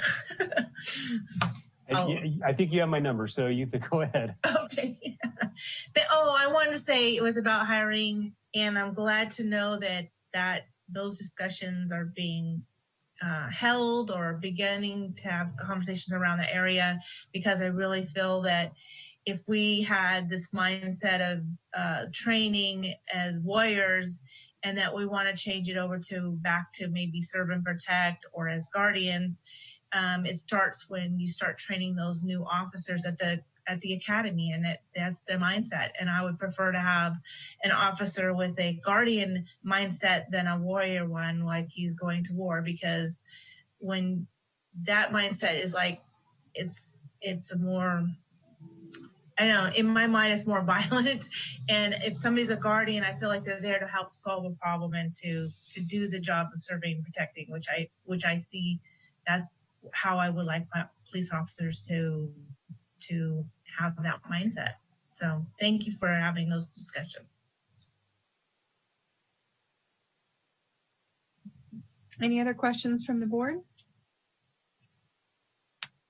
Seeing none, I'd like to go to public comment. We do have some public comments. One moment, please. Thank you.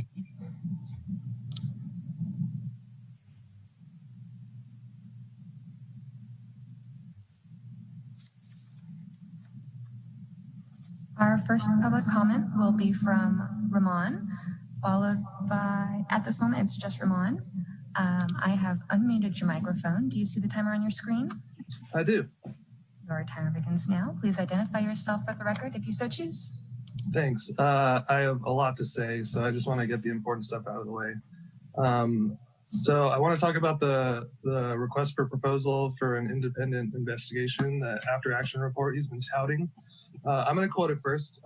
It says here, the consultant will make a reasonable effort based on the information and scope of services to assist the Santa Rosa Police Department in determining best practices and improvement items to better prepare the city for protests and crowd control response in the future.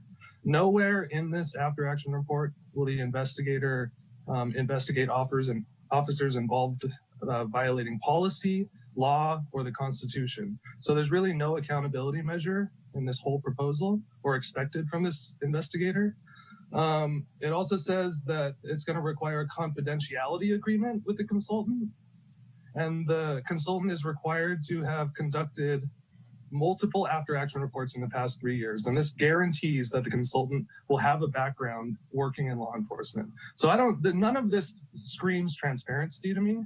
And it carries over into the auditor position because we know what happened to the last auditor. He's working directly with them. There's no public access. The whole auditor position needs to be rethought. We were talking about the protests, or he mentioned the protests. As soon as the police stopped meeting us with riot gear on, all the violence went away. That can't be any more clear. And again, tonight, he blanketed us, all of us, as vandalizers. That's disgusting language. It completely undermines the entire movement. I'm just going to keep rolling through these. The Commission on Human Rights report, if you have not read that, you need to read it. His defensive reaction to it, I don't know if he's posturing because of upcoming litigation, but he's controlled the narratives so far. And now he's upset that the protesters' voices are heard and published. So I don't understand that mindset that he's in. Next, at the first public safety subcommittee, there was mentioned that they were dispatched last year on 150,000 calls. And then last night, it was made known that they were actually only deployed to 50,000 of those calls. So I don't know what numbers game they're playing, but they were only required in 1/3 of the calls that they were receiving. And this ties into cahoots. Like, they don't need to be going to these calls. If you don't know what cahoots is, Eugene, Oregon, you need to look it up. Sorry, I'm losing breath.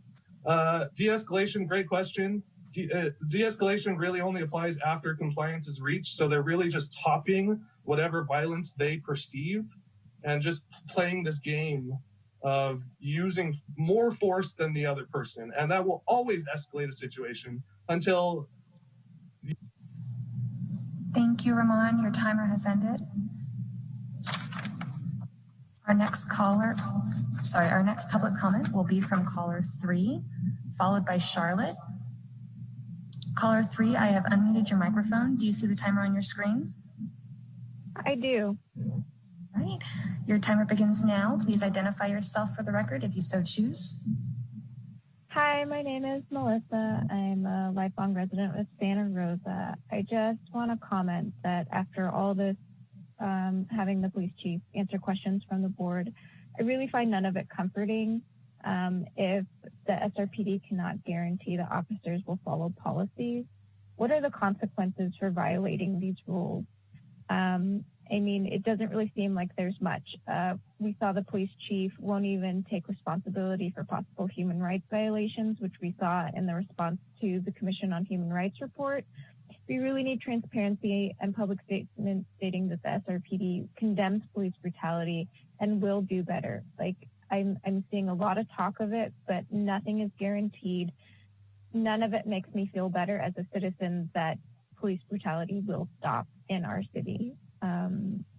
So yeah, I really urge that we look at these possible human rights violations and figure out what we can do to be better and do it quickly, because it feels like we've had so many listening sessions and so many meetings, and it's been over a month and I don't see a ton of action.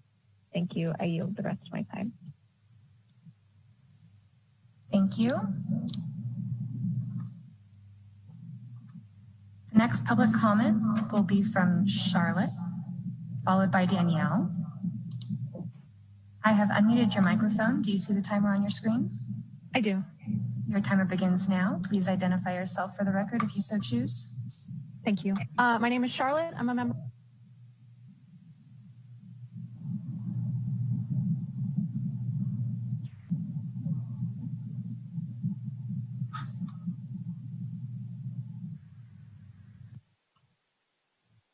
Can anyone hear her? Hello? Okay, can we start the time over, please? Sorry about that. We can't hear you. Yes, Charlotte. Can you hear me now? We're going to restart your timer. Okay, great. Thank you. All right, your timer begins now. Thank you. Thanks. Okay, so the upcoming Public Safety Subcommittee meeting doesn't currently appear on the City Council agenda in the right place. Right now, it's on August 7th at 9 a.m. So if that could get fixed, that would be great. I assume that's just a clerical error. When can we expect the agenda items for that meeting and related documents to be made available? Last time, they weren't available until the day of the meeting, and that's super not accessible for the community. Separate note, something I'm not seeing on your list of things being heard by the city in that presentation is the recent human rights violation report. A component of the city's response to local calls to action needs to be a response directly to that human rights violations report.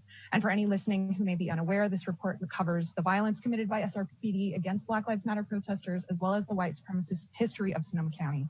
This should be addressed in a forum where the public is able to comment in response. Police have controlled the narrative around attacks on protesters, both from their own officers and from members of the public who disagree with the Black Lives Matter movement. Something that we in the community have found troubling is that Police Chief Navarro has been given a platform in multiple meetings, both for City Council meetings and the Public Safety Subcommittee since the protest began. This report speaks to the experiences of protesters directly during the recent protests, and it's important that the voices of people being attacked by police in the streets of Santa Rosa are not drowned out by the ones attacking them. Someone throwing a water bottle or a firecracker toward an officer or being out after a curfew shouldn't merit an injury that requires multiple reconstructive surgeries. And just to speak directly to the policy of de-escalation after compliance, de-escalation should come before the use of force. That's an insane policy. I yield my time. Thank you. Thank you. The next public comment will be from Danielle, followed by Evan. Danielle, I have unmuted your microphone. Do you see the timer on your screen?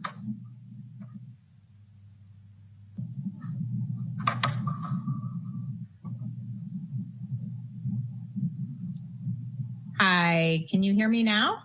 Yes, we can hear you. Thank you. Okay, your great. timer begins now. Please identify yourself for the record if you so choose. Okay, thank you so much. My name is Danielle Delario, and I go by Daniela en Español. Soy maestra de español. I'm a Spanish teacher in the community. I have two teenage sons who are Ecuadorian, and I've come to a couple different meetings, and I'm really happy to be here, so thank you. I just really wanted to speak to the program that has been mentioned before called Cahoots. So Cahoots, last year out of 24,000 calls, police backup was only requested 150 times. So I heard Chief Navarro say that backup was really needed to those mental health crisis calls. And really out of 24,000 calls, police backup was requested only 150 times. So it's really not what's happening in Eugene, Oregon. The Eugene-Springfield area is pretty much the same size as Santa Rosa. It's about 170,000 people. And the program saves the city about $8.5 million a year. So I think it's a program that we should really be looking at much more carefully. I know that we have a mobile support team in Sonoma County, MST, and I know that they don't function in the same way. They function, it's much more, it's a smaller program. And the Cahoots program, it actually, they get contacted through 911 or through the non-emergency phone number from the police, and then they're trained in 911. They just divert those calls over to Cahoots, and the Cahoots team, they deal with crises, including conflict resolution, welfare checks, substance abuse, suicide threats, and more. And they rely on trauma-informed de-escalation and harm reduction techniques. They have substantial training to deal with these volatile situations. And as I think most of us could agree, police wear far too many hats. And this would be a way to take something off the plate of police so that they don't have to deal with these situations that take so much time and effort and resources. The people who respond to the cahoots, the people who are in the program, it's a social worker, a mental health crisis worker, along with an EMT. So it's a team of 2 different people who respond to these different calls, and they have specific training in order to respond to those calls. So this is something I think we can start doing in Sonoma County right away. And I'm hoping that maybe the mobile support team is a way we can fund MST so that they can be more like this program that has been around for 31 years in Eugene, Oregon, and the Eugene-Springfield area. So that's pretty much my comment. And I know there's a lot more that is really important that you all hear. And I just wanted to say thank you so much. Muchísimas gracias. And I yield my time. Thank you. Thank you.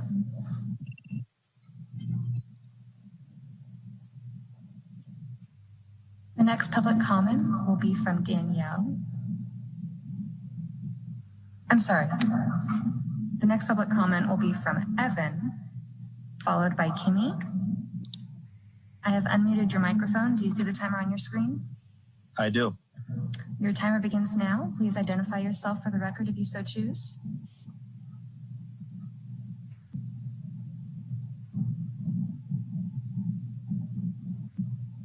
Stop.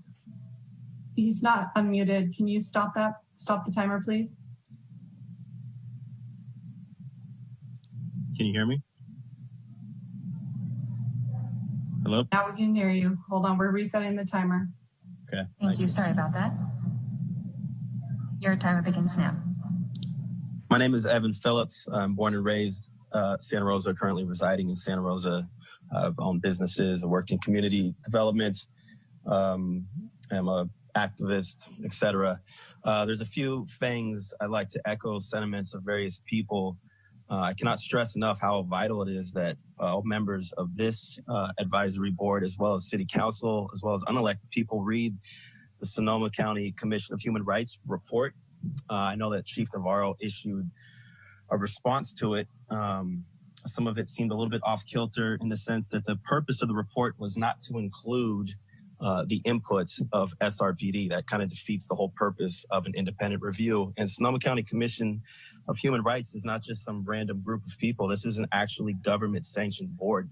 And it's fairly disrespectful up to this point that that report, especially with as serious of accusations with a lot of eyewitness corroboration, has not been taken more seriously and is not a more urgent issue. It's just factually false to say that only violent protesters were mistreated and assaulted. That's just not accurate, but I won't get into that. Now, it's vitally important that these officers who were accused, their identification be made clear in some of this transparency. Also, I'd just like to point out the hypocrisy about the safety of protesters when just recently there was a Bridge the Blue, which is a pro-police demonstration, which really didn't have very many people at it, but there was a strong police presence there for safety. But there's been a handful of occasions where people have even wielded shotgun on other peaceful protesters, 5-6 occasions of people trying to use cars, and the police is nowhere to be seen. So I understand it seems a little bit hypocritical when you're protesting the police that we would want police presence, but regardless of a political bent, their duty is to protect and serve the public. So I just find that hypocrisy about their presence very odd and disingenuous, and it continues to hurt the credibility and fracture the trust between the public and law enforcement.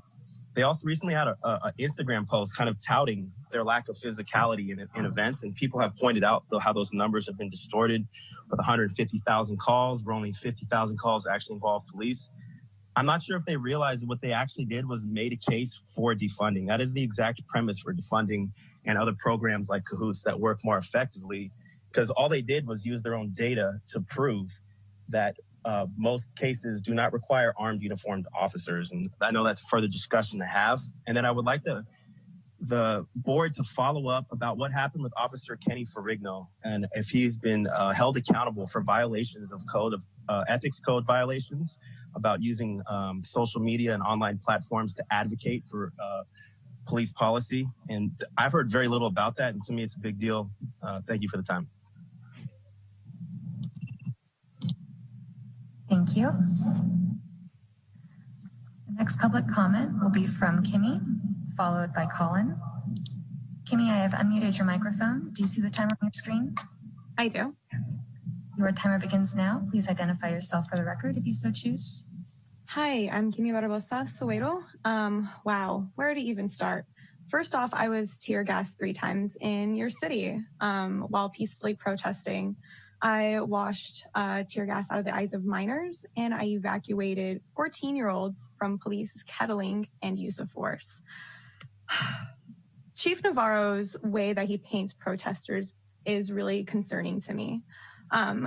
During a youth-led protest where he came out and met with us for about maybe a minute, 2 minutes, he was very clear in the intention in his language of how he was going to paint protesters as violent. He claimed that we were shooting him, and it wasn't until I brought up his language, like that we weren't shooting him, that he went back and corrected himself. He also made a point that he didn't want his buildings victimized. These are his words. He did not want his buildings victimized, and that he started using force on protesters because we were shooting him. This is completely misguided. Your buildings should not be your number one priority. Your citizens, especially youth, which is who you are affecting those nights, that should be your priority. I'm also concerned that we have not talked about the Human Rights Commission reports. I'm concerned that the RFP for the after action has nothing to do with investigating the police use of force, but trying to find best practices. We need a hearing on the Human Rights Commission report. We need identification by the chief of officers involved in protester complaints. We need to identify all of the local agencies involved in the protest mutual aid. I saw Healdsburg, I saw Petaluma, I saw Santa Rosa. We need to know who all was involved. And we need a hearing on the components of the after action report. And we need to know what SRPD's policies were that governed the protest policing and whether or not they were followed. These are just a few of the things that we need as a community. As far as trying to hear our voices, you all claim that you are doing listening circles and coming to the community and reaching folks of color. As an organizer in this community, I'm not really seeing the outreach that I would expect, especially after something so heinous was done to your residents. Don't forget, you attacked Pomo natives. This is Pomo Native and Miwok land, and you are hurting our natives. You are hurting our people of color. You are hurting our youth. I have noticed that at every council meeting, board of supervisors meeting, these meetings, there's a lot of emotionally charged comments because we are hurting and we are feeling unheard. And then you are also painting us in this light. We've had so many abuses on us peacefully protesting for human rights, for Christ's sake. We're out here saying stop hurting our people of color. And yet folks are pulling shotguns on us. Folks are trying to run us over with their vehicles. And frankly, one time when someone tried to run us over with their vehicles, a police officer was close by and I pointed out the Jeep and they said, well, get out of the effing street. This is not okay. Thank you. Thank you. Next public comment will be from Colin, followed by caller 4. Colin, I unmuted your microphone. Do you see the timer on your screen? Hi, yeah, I see the timer. Can you hear me? Yes, I can hear you. Thank you. Your timer begins now. Please identify yourself for the record if you so choose. Hi, my name is Colin Metcalf. I'm a lifetime Santa Rosa resident, and I would like to echo and support what others have said in public comments before me. The characterization of protesters by Chief of Police Navarro is indeed concerning. I was unfortunately not present during that section of the meeting, so I'm going to rely on my fellow commenters for their report, and that characterizing them as violent and vandals and people who are threatening Navarro's precious buildings, that's a pretty concerning characterization. I know a lot of these individuals personally now, and they're not violent people. They're not vandals. They're people who are out there and are incredibly passionate and fighting for their rights and the rights of their fellow citizens. I've heard reports from people in the area who watched the response of Santa Rosa Police on Mendocino Avenue on one specific night. I'm not sure how many nights Santa Rosa police responded in a similar way. But shooting tear gas, simultaneous volleys of rubber bullets where the officers did not shoot rubber bullets to the ground and shot them horizontally through the air, which is not the way they are intended to be used. So these things are obviously very concerning. It seems like the police are targeting their own people, the people of Santa Rosa, to victimize them. And the fact that, as Navarro said earlier, that earlier before these protests, 7, I believe, of the 8 can't wait policies had already been adopted. And even though 7 of these policies had already been adopted, the police were still able to attack people in the streets who are exercising their First Amendment rights and violating their constitutional rights. The police violating their constitutional rights just proves that 8 can't wait isn't enough. So I'm glad to see in your slides to the Community Advisory Board, I'm glad to see in your signs that you have heard that we are interested in investing in abolition rather than spineless liberal reform policy. We need abolition of the police. We need defunding of the police. And I hope that you listen to my fellow commenters. And additionally, that's not a small sidebar. Like others have said, I would hope that the City Council can look at the Sonoma County Human Rights Commission into the police action. I would hope that that would be made public and that City Council and other members of the local government can discuss that. And that's it. Thank you. Thank you, Colin. The next public comment will be from caller 4, followed by Anne Marie. I have unmuted your microphone. Do you see the timer on your screen? No, but I know there's going to be an audio cue at the end of the 3 minutes. Okay, your timer begins now. Please identify yourself for the record if you so choose. Hi, I'm Libby. I work with Love and Light. I'm an organizer in the community. And one thing I want to point out is that the riot gear police came out before anything ever escalated. So frankly, the police escalated that situation. We're just we're out here just trying to protect ourselves. It's appalling that Ray Navarro continues to characterize us as vandalizers and looters when we're just going on the streets, exercising our First Amendment rights, decrying the abuse that has been done against the community, especially our brown and black POC.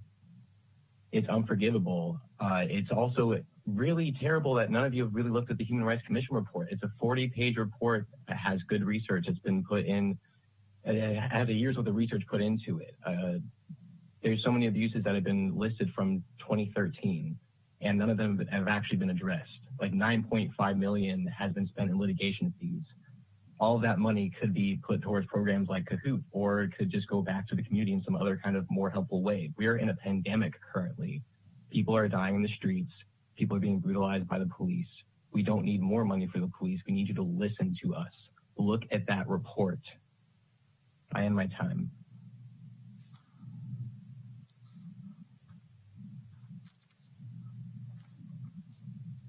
Thank you. The next public comment will be from Anne Marie, followed by Jabel. I have unmuted your microphone. Do you see the timer on your screen?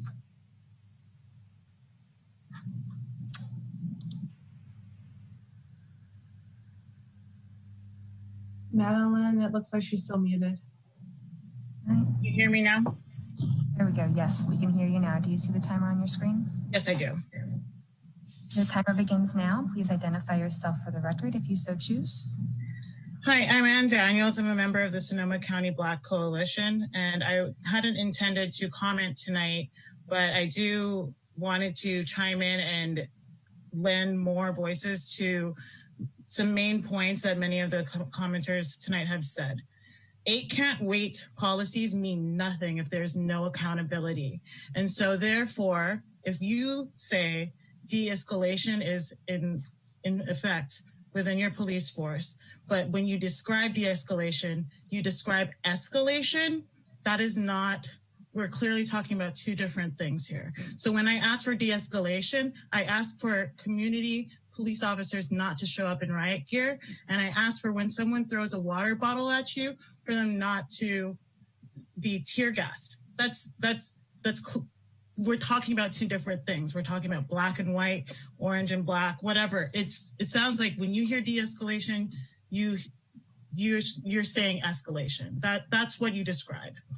Also, if we're talking about the report from the Sonoma County Commission on Human Rights, that is an essential part of this conversation that is either not been looked at or purposely not being discussed, because it's so comprehensive, it's so clear, and you might feel uncomfortable because the police were not requested for information on these reports. This is what accountability looks like.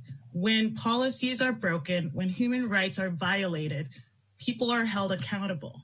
That is how it works. So if you're uncomfortable with that, that is another point in that maybe we haven't had you held accountable in the past.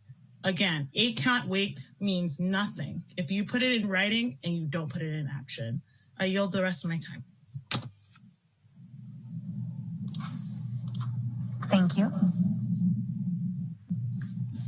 The next public comment will be from Joe Bell, followed by Robert. I have unmuted your microphone. Do you see the timer on your screen? Yes, I do. Your timer begins now. Please identify yourself for the record if you so choose. Hi, my name is Jolie. I would like to comment on, like many other people, the Human Rights Commission report and the after action that was not addressed properly for this report. There are many grievances that have been brought up and have not been addressed properly by Chief Navarro and the Santa Rosa Police Department. I'm astonished really to be one of the people who is out in the streets and an older person out in the streets with a bunch of younger people and see the police drive by and not help in situations of violence against peaceful protesters. It's absolutely, it's incredible. I've witnessed it with my own eyes.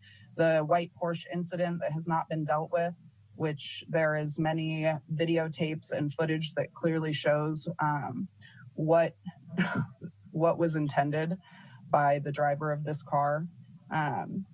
Also, at a protest for Vanessa Guillen, I approached an officer named Frank Cedino, and I asked him respectfully what Santa Rosa Police Department's stance was on protecting peaceful protesters from angry racist people who are trying to hit protesters in the streets in our community. And he responded by saying, if we get out of the streets, then this wouldn't happen. I then said I would like to record him and have this so that I could have this on film, and he responded with no comment when I asked him again on film. So this is exactly what the police department is telling the protesters. They're showing that they don't actually care. They're not concerned with the safety of the people in the community, and you cannot stand in solidarity with Black Lives Matter and address these grievances without addressing these things. This is our First Amendment right, and the police are supposed to protect the community, and we aren't. We're not doing this. We're really falling short, and I hope that how many people's outraged phone calls and emails will actually get through so that people can begin to change, this behavior. It's insane, really. Thank you. I yield my time. Thank you. The next public comment will be from Robert, followed by Concerned Citizen. Robert, I have unmuted your microphone. Do you see the timer? Can you hear me? Yes, we can hear you. Your timer begins. Please identify yourself Edmonds. for the record if you so choose. Oh, I'm sorry. My name is Robert Edmonds. I'm a former member of the Community Advisory Board, actually. I was also the vice chair of the Community and Local Law Enforcement Task Force after the death of Andy Lopez. I've heard a number of different things here tonight. One of them was reference to the Lexipol policy standardization across different agencies in the county. I've heard complaints about people trying to run people over, and that people had registered complaints with the police department that had gone unaddressed. I've heard talk about de-escalation and what the policies are, about 8 can't wait, and about how all these things are already being addressed by the current policies of the Santa Rosa Police Department and the City of Santa Rosa. But I think really what we need here is a truly independent oversight. So somebody that can look at these things and analyze complaints, analyze the policies, look at the best practices, similar to what the county established after the CAE task force with the ILARO office. Really with that model, and I think the City of Santa Rosa might best be served to move into a joint powers agreement or a memorandum of understanding with ILARO for truly independent oversight and something that's more robust, something that isn't subject to political whims or disagreements on the council or with whoever the current chief of police happens to be. So yeah, I think really, it's sort of disingenuous for the chief of police and a former chief of police who is the mayor and another former high-ranking official in the Santa Rosa Police Department to be the ones that are most heavily weighing in on the future course of action for adjudicating the complaints and the dissatisfaction of the citizens and the communities of Santa Rosa. So really getting to that point is a way forward that I think isn't being talked about enough. I've heard that, we're talking about hiring a new auditor once again under that contract model, but that has already proven to be insufficient. So we need to look at some other ways to do that. Thank you. Thank you. The next public comment will be from Concerned Citizen, followed by Rex. Okay. I know, I got 3 minutes. Okay. Your timer begins now. Please identify yourself for the record if you so choose. Okay, my name is Angel. I'm a citizen, a community member. I honestly feel like Navarro tried to put a Band-Aid on something that's already broken. I felt like tonight, I used to be in a domestic relationship, and tonight I felt like I listened to my abuser. He said that the protesters made him get violent. That's something that an abuser says, oh, you made me hit you, and I'd like to echo all the previous callers. Please review, please, I'm begging you, review the Human Rights Commission report. And how are you supposed to feel safe in a community when the people that are appointed to protect you are the people that you need protection from? He says that he's always open for discussion, yet when a group of citizens from his community tried to come and have a discussion with him, he shut them away and said that if they were going to speak and not listen to him the way he wanted to be listened to, he didn't want to hear it. You know what I'm saying? For listening sessions, as far as you guys coming out and listening to people in these listening sessions, where did this happen? I mean, aside from, I hear you saying the NAACP, but when have you guys really came out? There were 112 other protests. I mean, it's been going day in and day out. Are you guys really listening to the members of the community? Or are you guys just saying this to shut us up? Because I'm not seeing any real action being made. I mean, I hear your plan of action and it all sounds great, but I'll believe it when it goes in the work. And then on top of that, I agree with you. This is not a community where I want to raise my child. I do not feel safe here. I get harassed by the police a lot because I am Black. I don't want my child to have to go through that or to be out here protesting and not have the police have our back. Even though we are protesting against them, we are still members of their community. And when they see people attempting to attack us and they turn a blind eye and even join their side, once again, I am left in a community where I feel unsafe. I yield my time because I'm going to get upset and I'm just going to let it go there. Thank you. Our next public comment will be from Rex.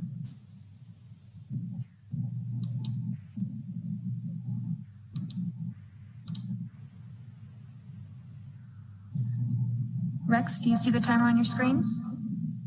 I do. Can you hear me? Yes, your timer begins now. Please identify yourself for the record if you so choose. Hi. So I think everybody has already called in and said exactly what I could have said had I written it down ahead of time. I mean, look at the human rights violations. But I want to really speak on how we got to here, how we got to asking you to treat protesters like human beings and look at human rights violations. We got here by officers being created, police officers being created to keep Black people, enslaved people in line, and to return them to their owners. Perhaps you've heard the song, That's the Sound of the Police. Anyway, we got here because police have been raping and murdering our community.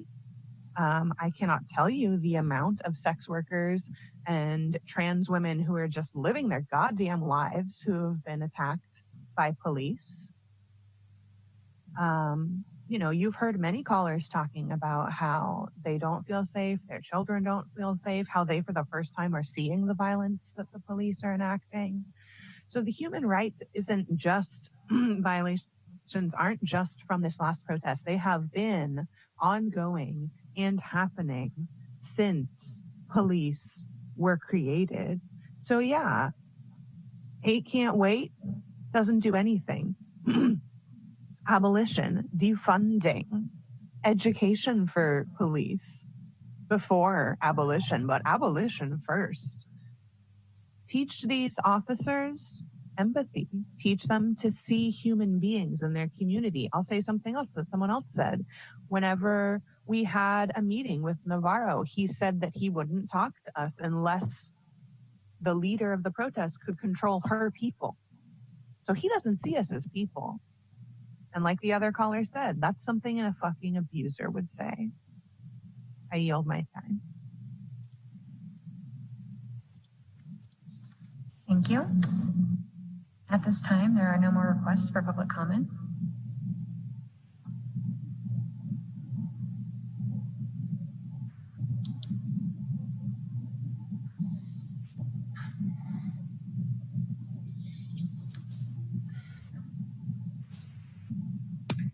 I want to thank the members of the public for staying with us tonight and for sharing your public comment. I also want to thank the city staff for this report and for sharing the experiences that you're bringing to this board through this process. At this time, I believe we only have one more item on our agenda, and that is future agenda items. At this time, at 9:57 p.m., my recommendation would be, if there are future agenda items that are not listed on here, to email those to staff, unless there's something that one of the board members wants to share at this time. Sherry, I just been notified that somebody else raised their hand for public comment. Oh, okay. Yeah, can we get to that one before we sign off, please? Yes, absolutely.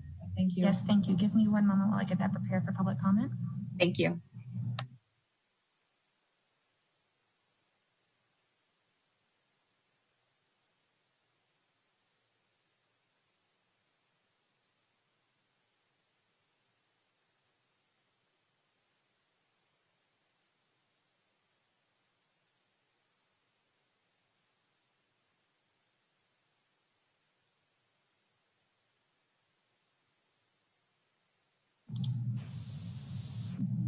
The next public comment will be from Chanko.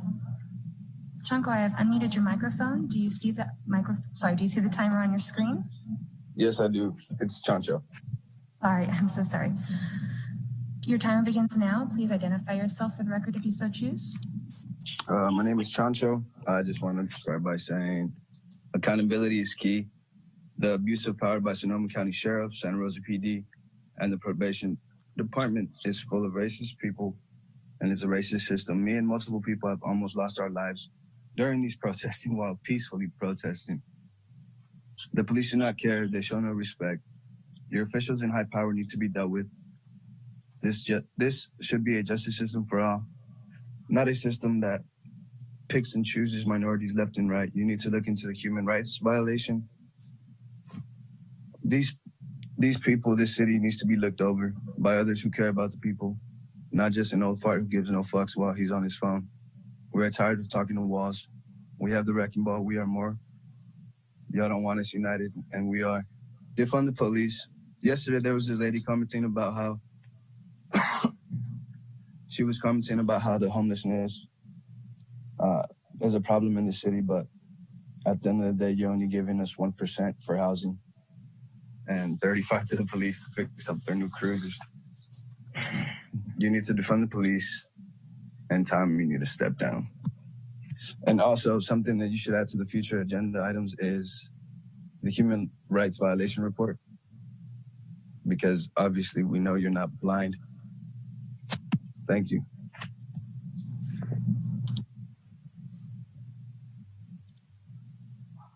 Thank you. We do have another public comment. Next public comment will be from Emma.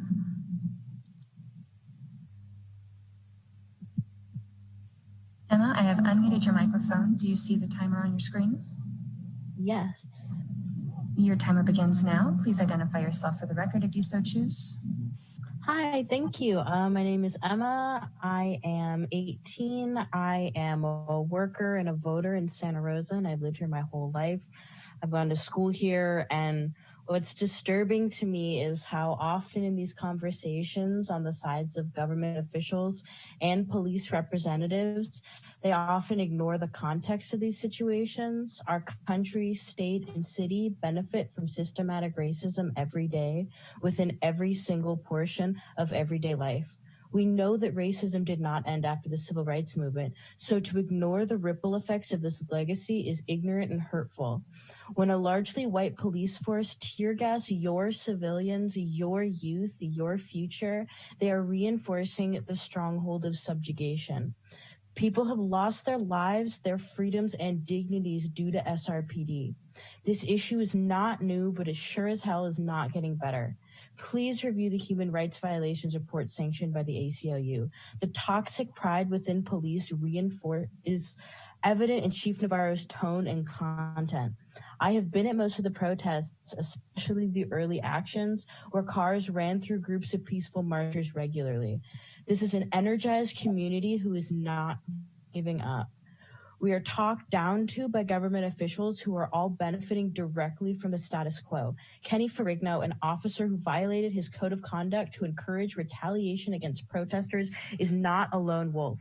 There is a toxic, racist, machismo culture within policing that will not go away with a slap of the wrist. Please explore abolition and invest in your community. Please be on the right side of history. Thank you. I yield my time. Thank you. At this time, there are no further requests for public comment.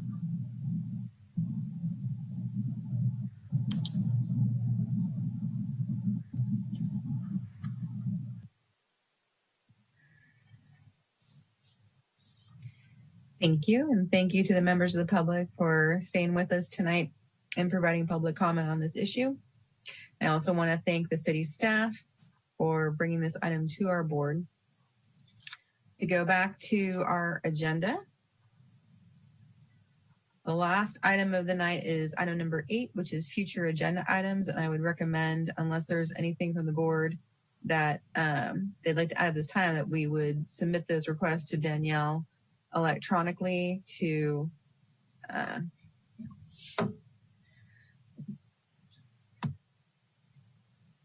assist with the conclusion of Leslie, you had a question?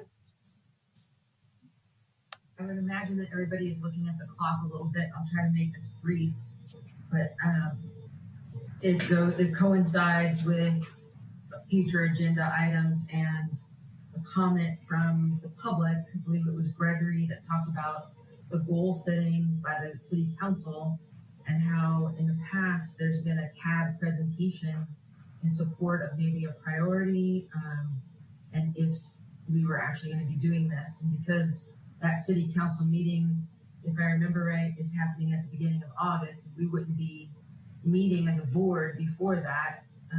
I would like to hear how we could proceed without being in violation of creating a quorum of board members to be able to speak to some of the issues that the community has brought up in public comment at the goal setting for the city council. I'm assuming that question is for me. I think you would be it.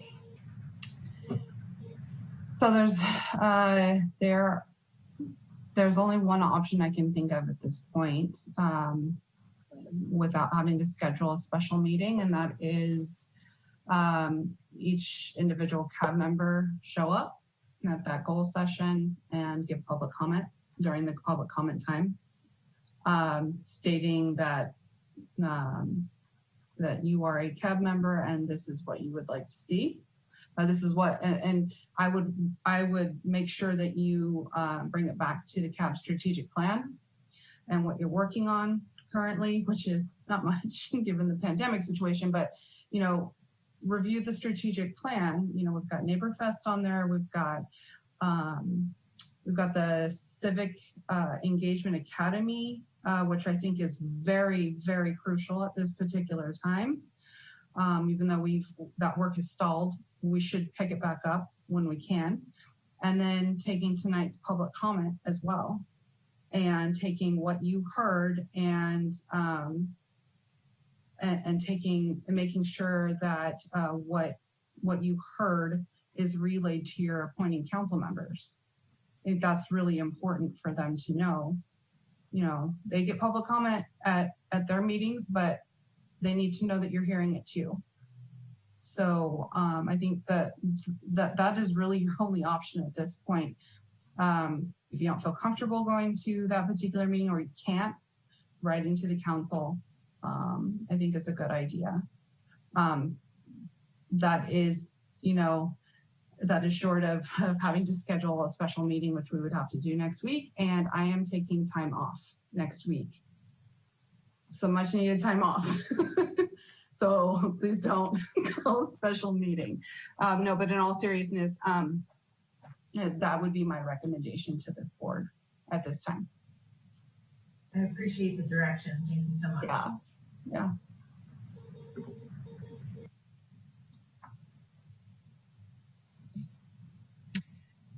Any other items for future agenda items? Danielle. The CAB is okay. I would like to put the Human Rights Commission report on the agenda for next meeting.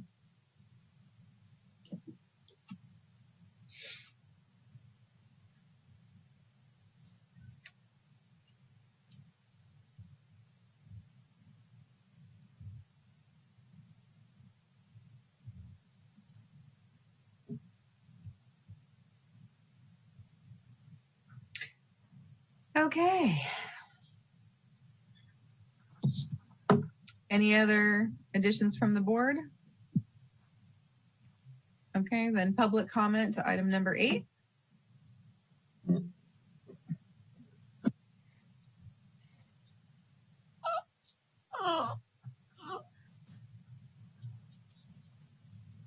Hang on. Public comment? You have to. Hold on.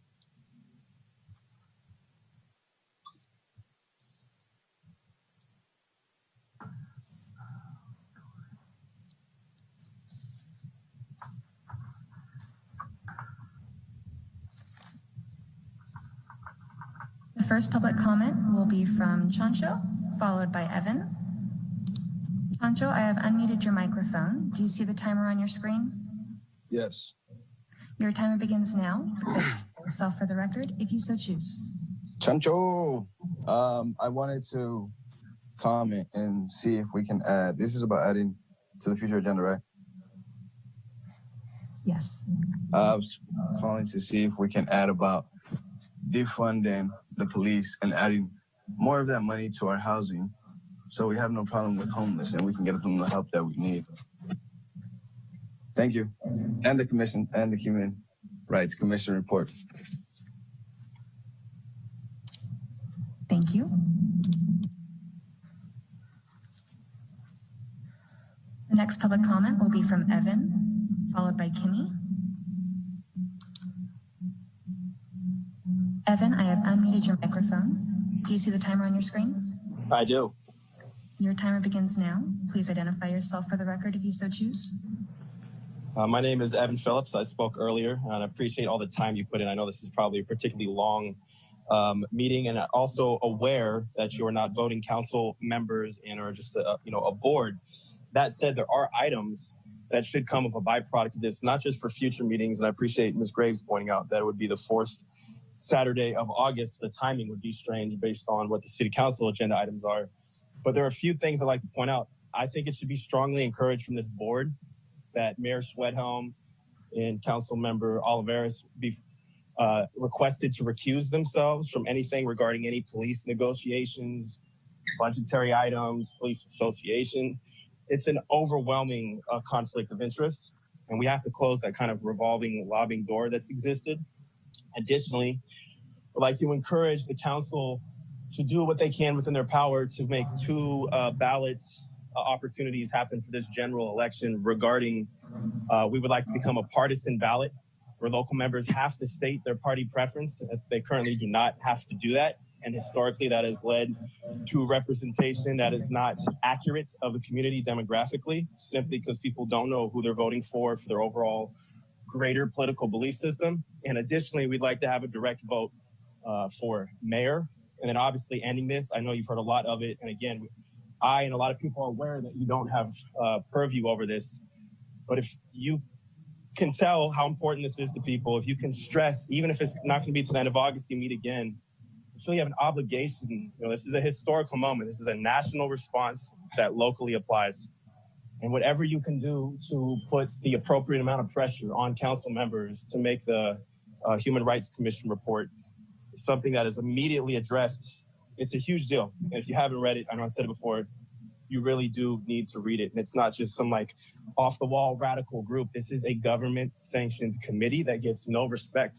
It's about human rights. So if you're not ready for this moment as a board member, this is an opportunity to resign, because the amount of relentless pressure has not even started yet, right? And I don't mean that in any sort of threatening or hostile way. I mean that in the most empathetic and community-oriented way as possible. I don't think you guys have any idea the amount of organization that's going on behind the scenes to not let any of this go. So if it's something you don't feel up for, I can understand that. This is a big moment historically. And if it is something you feel ready for, you owe an obligation, speaking on behalf of all of us, to put the appropriate amount of pressure that this board can, the things that you can do around all of these issues. And it makes no sense to have the mayor and Oliveris involved in anything that has to do with police negotiation. Thank you. Thank you. The next public comment will be from Kimmy, followed by caller 5.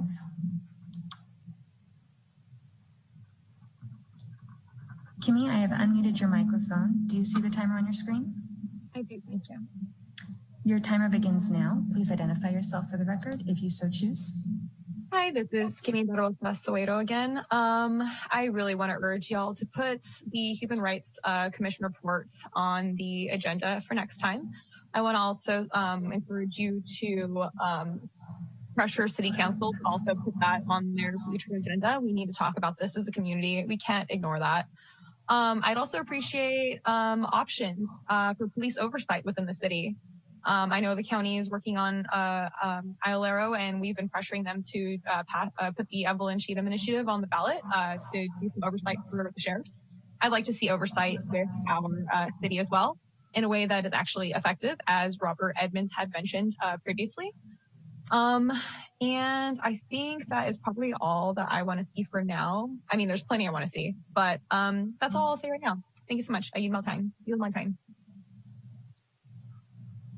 Thank you.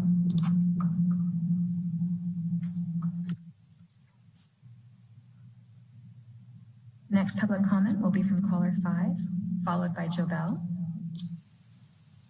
Caller 5, I have unmuted your microphone. Do you see the timer on your screen?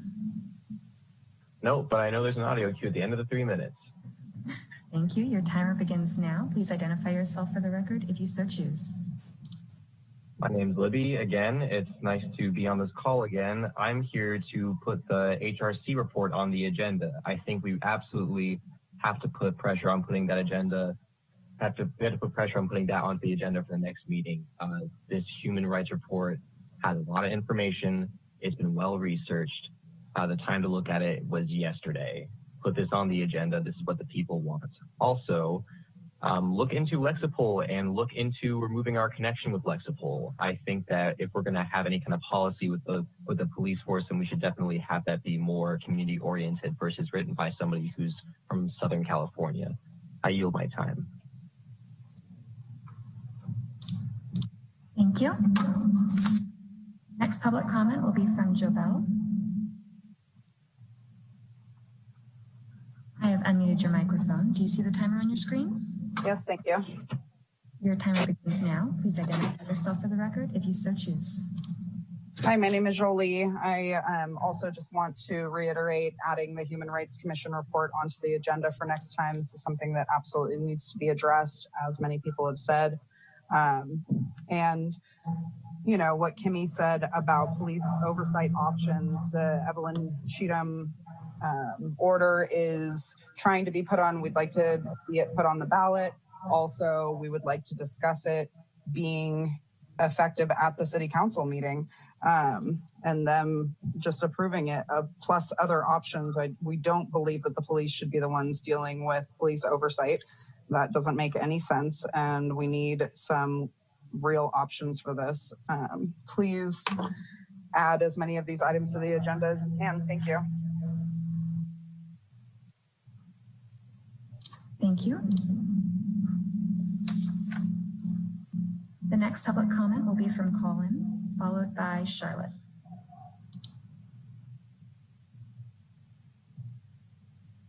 Colin, I have unmuted your microphone. Do you see the timer on your screen?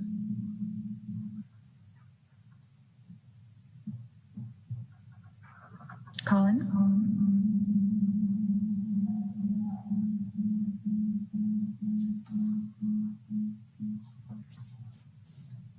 Hey, can you hear me? Yes, we can hear you. All right. Your timer begins now. Please identify yourself for the record if you so choose.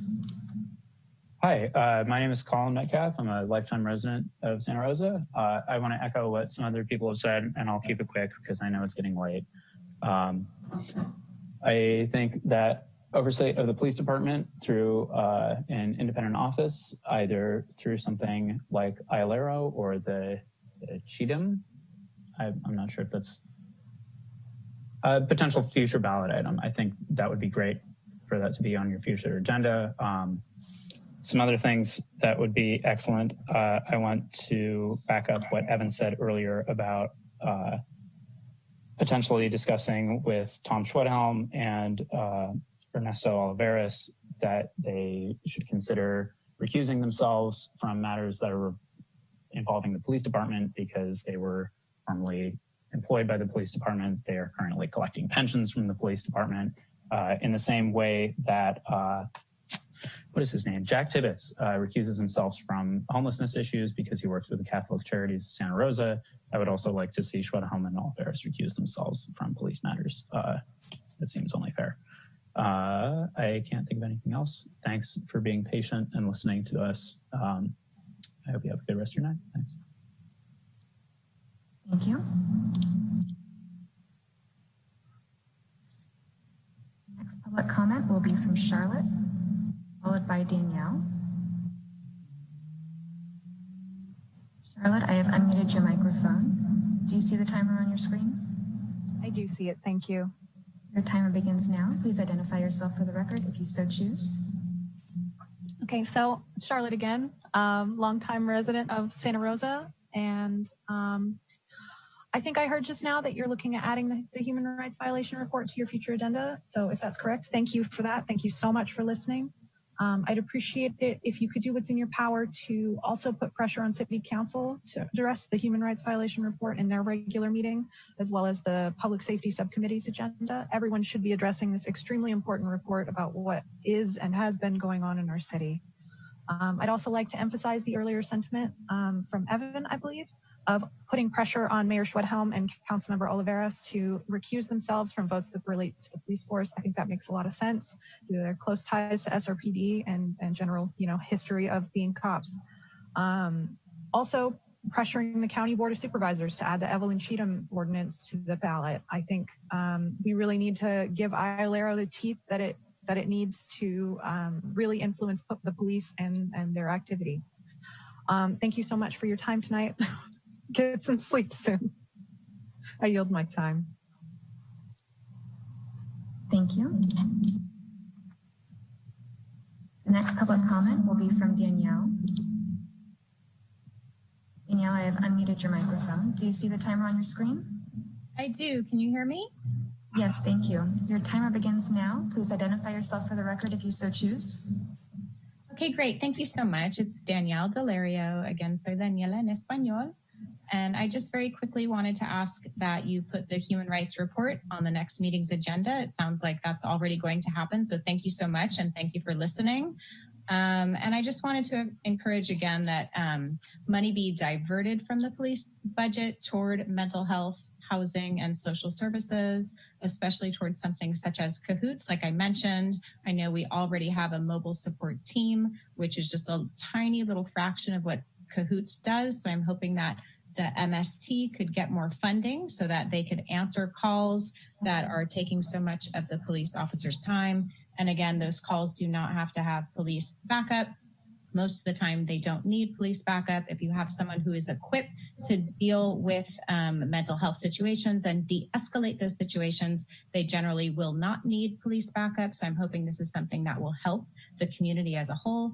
And civilian oversight, this is something that's so important, and so many others have said, made these statements. And I just want to echo what so many others have said.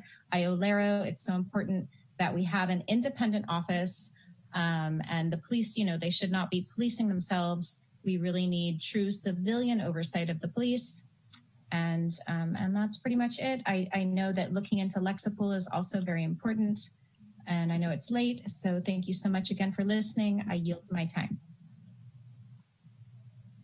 Thank you.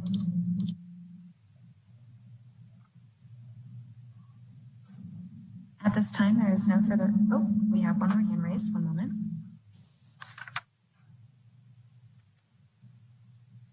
The next public comment will be from Ramon.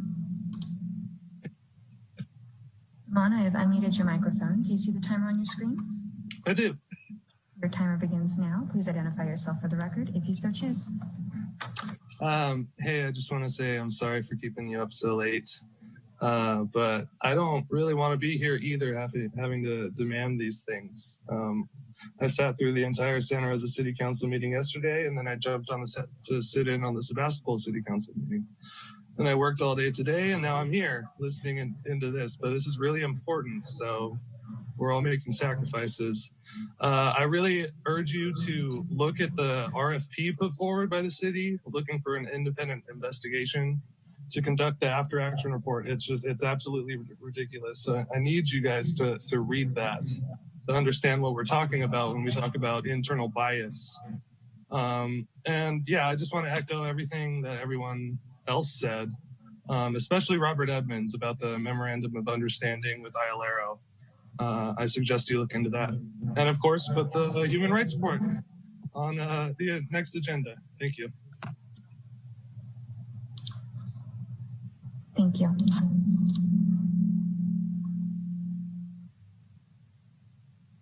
At this time, I see no further requests for public comment.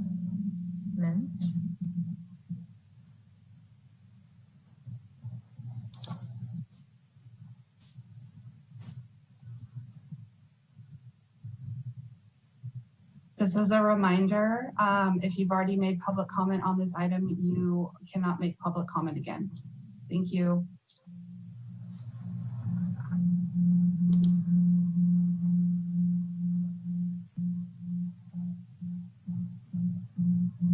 Okay, everyone.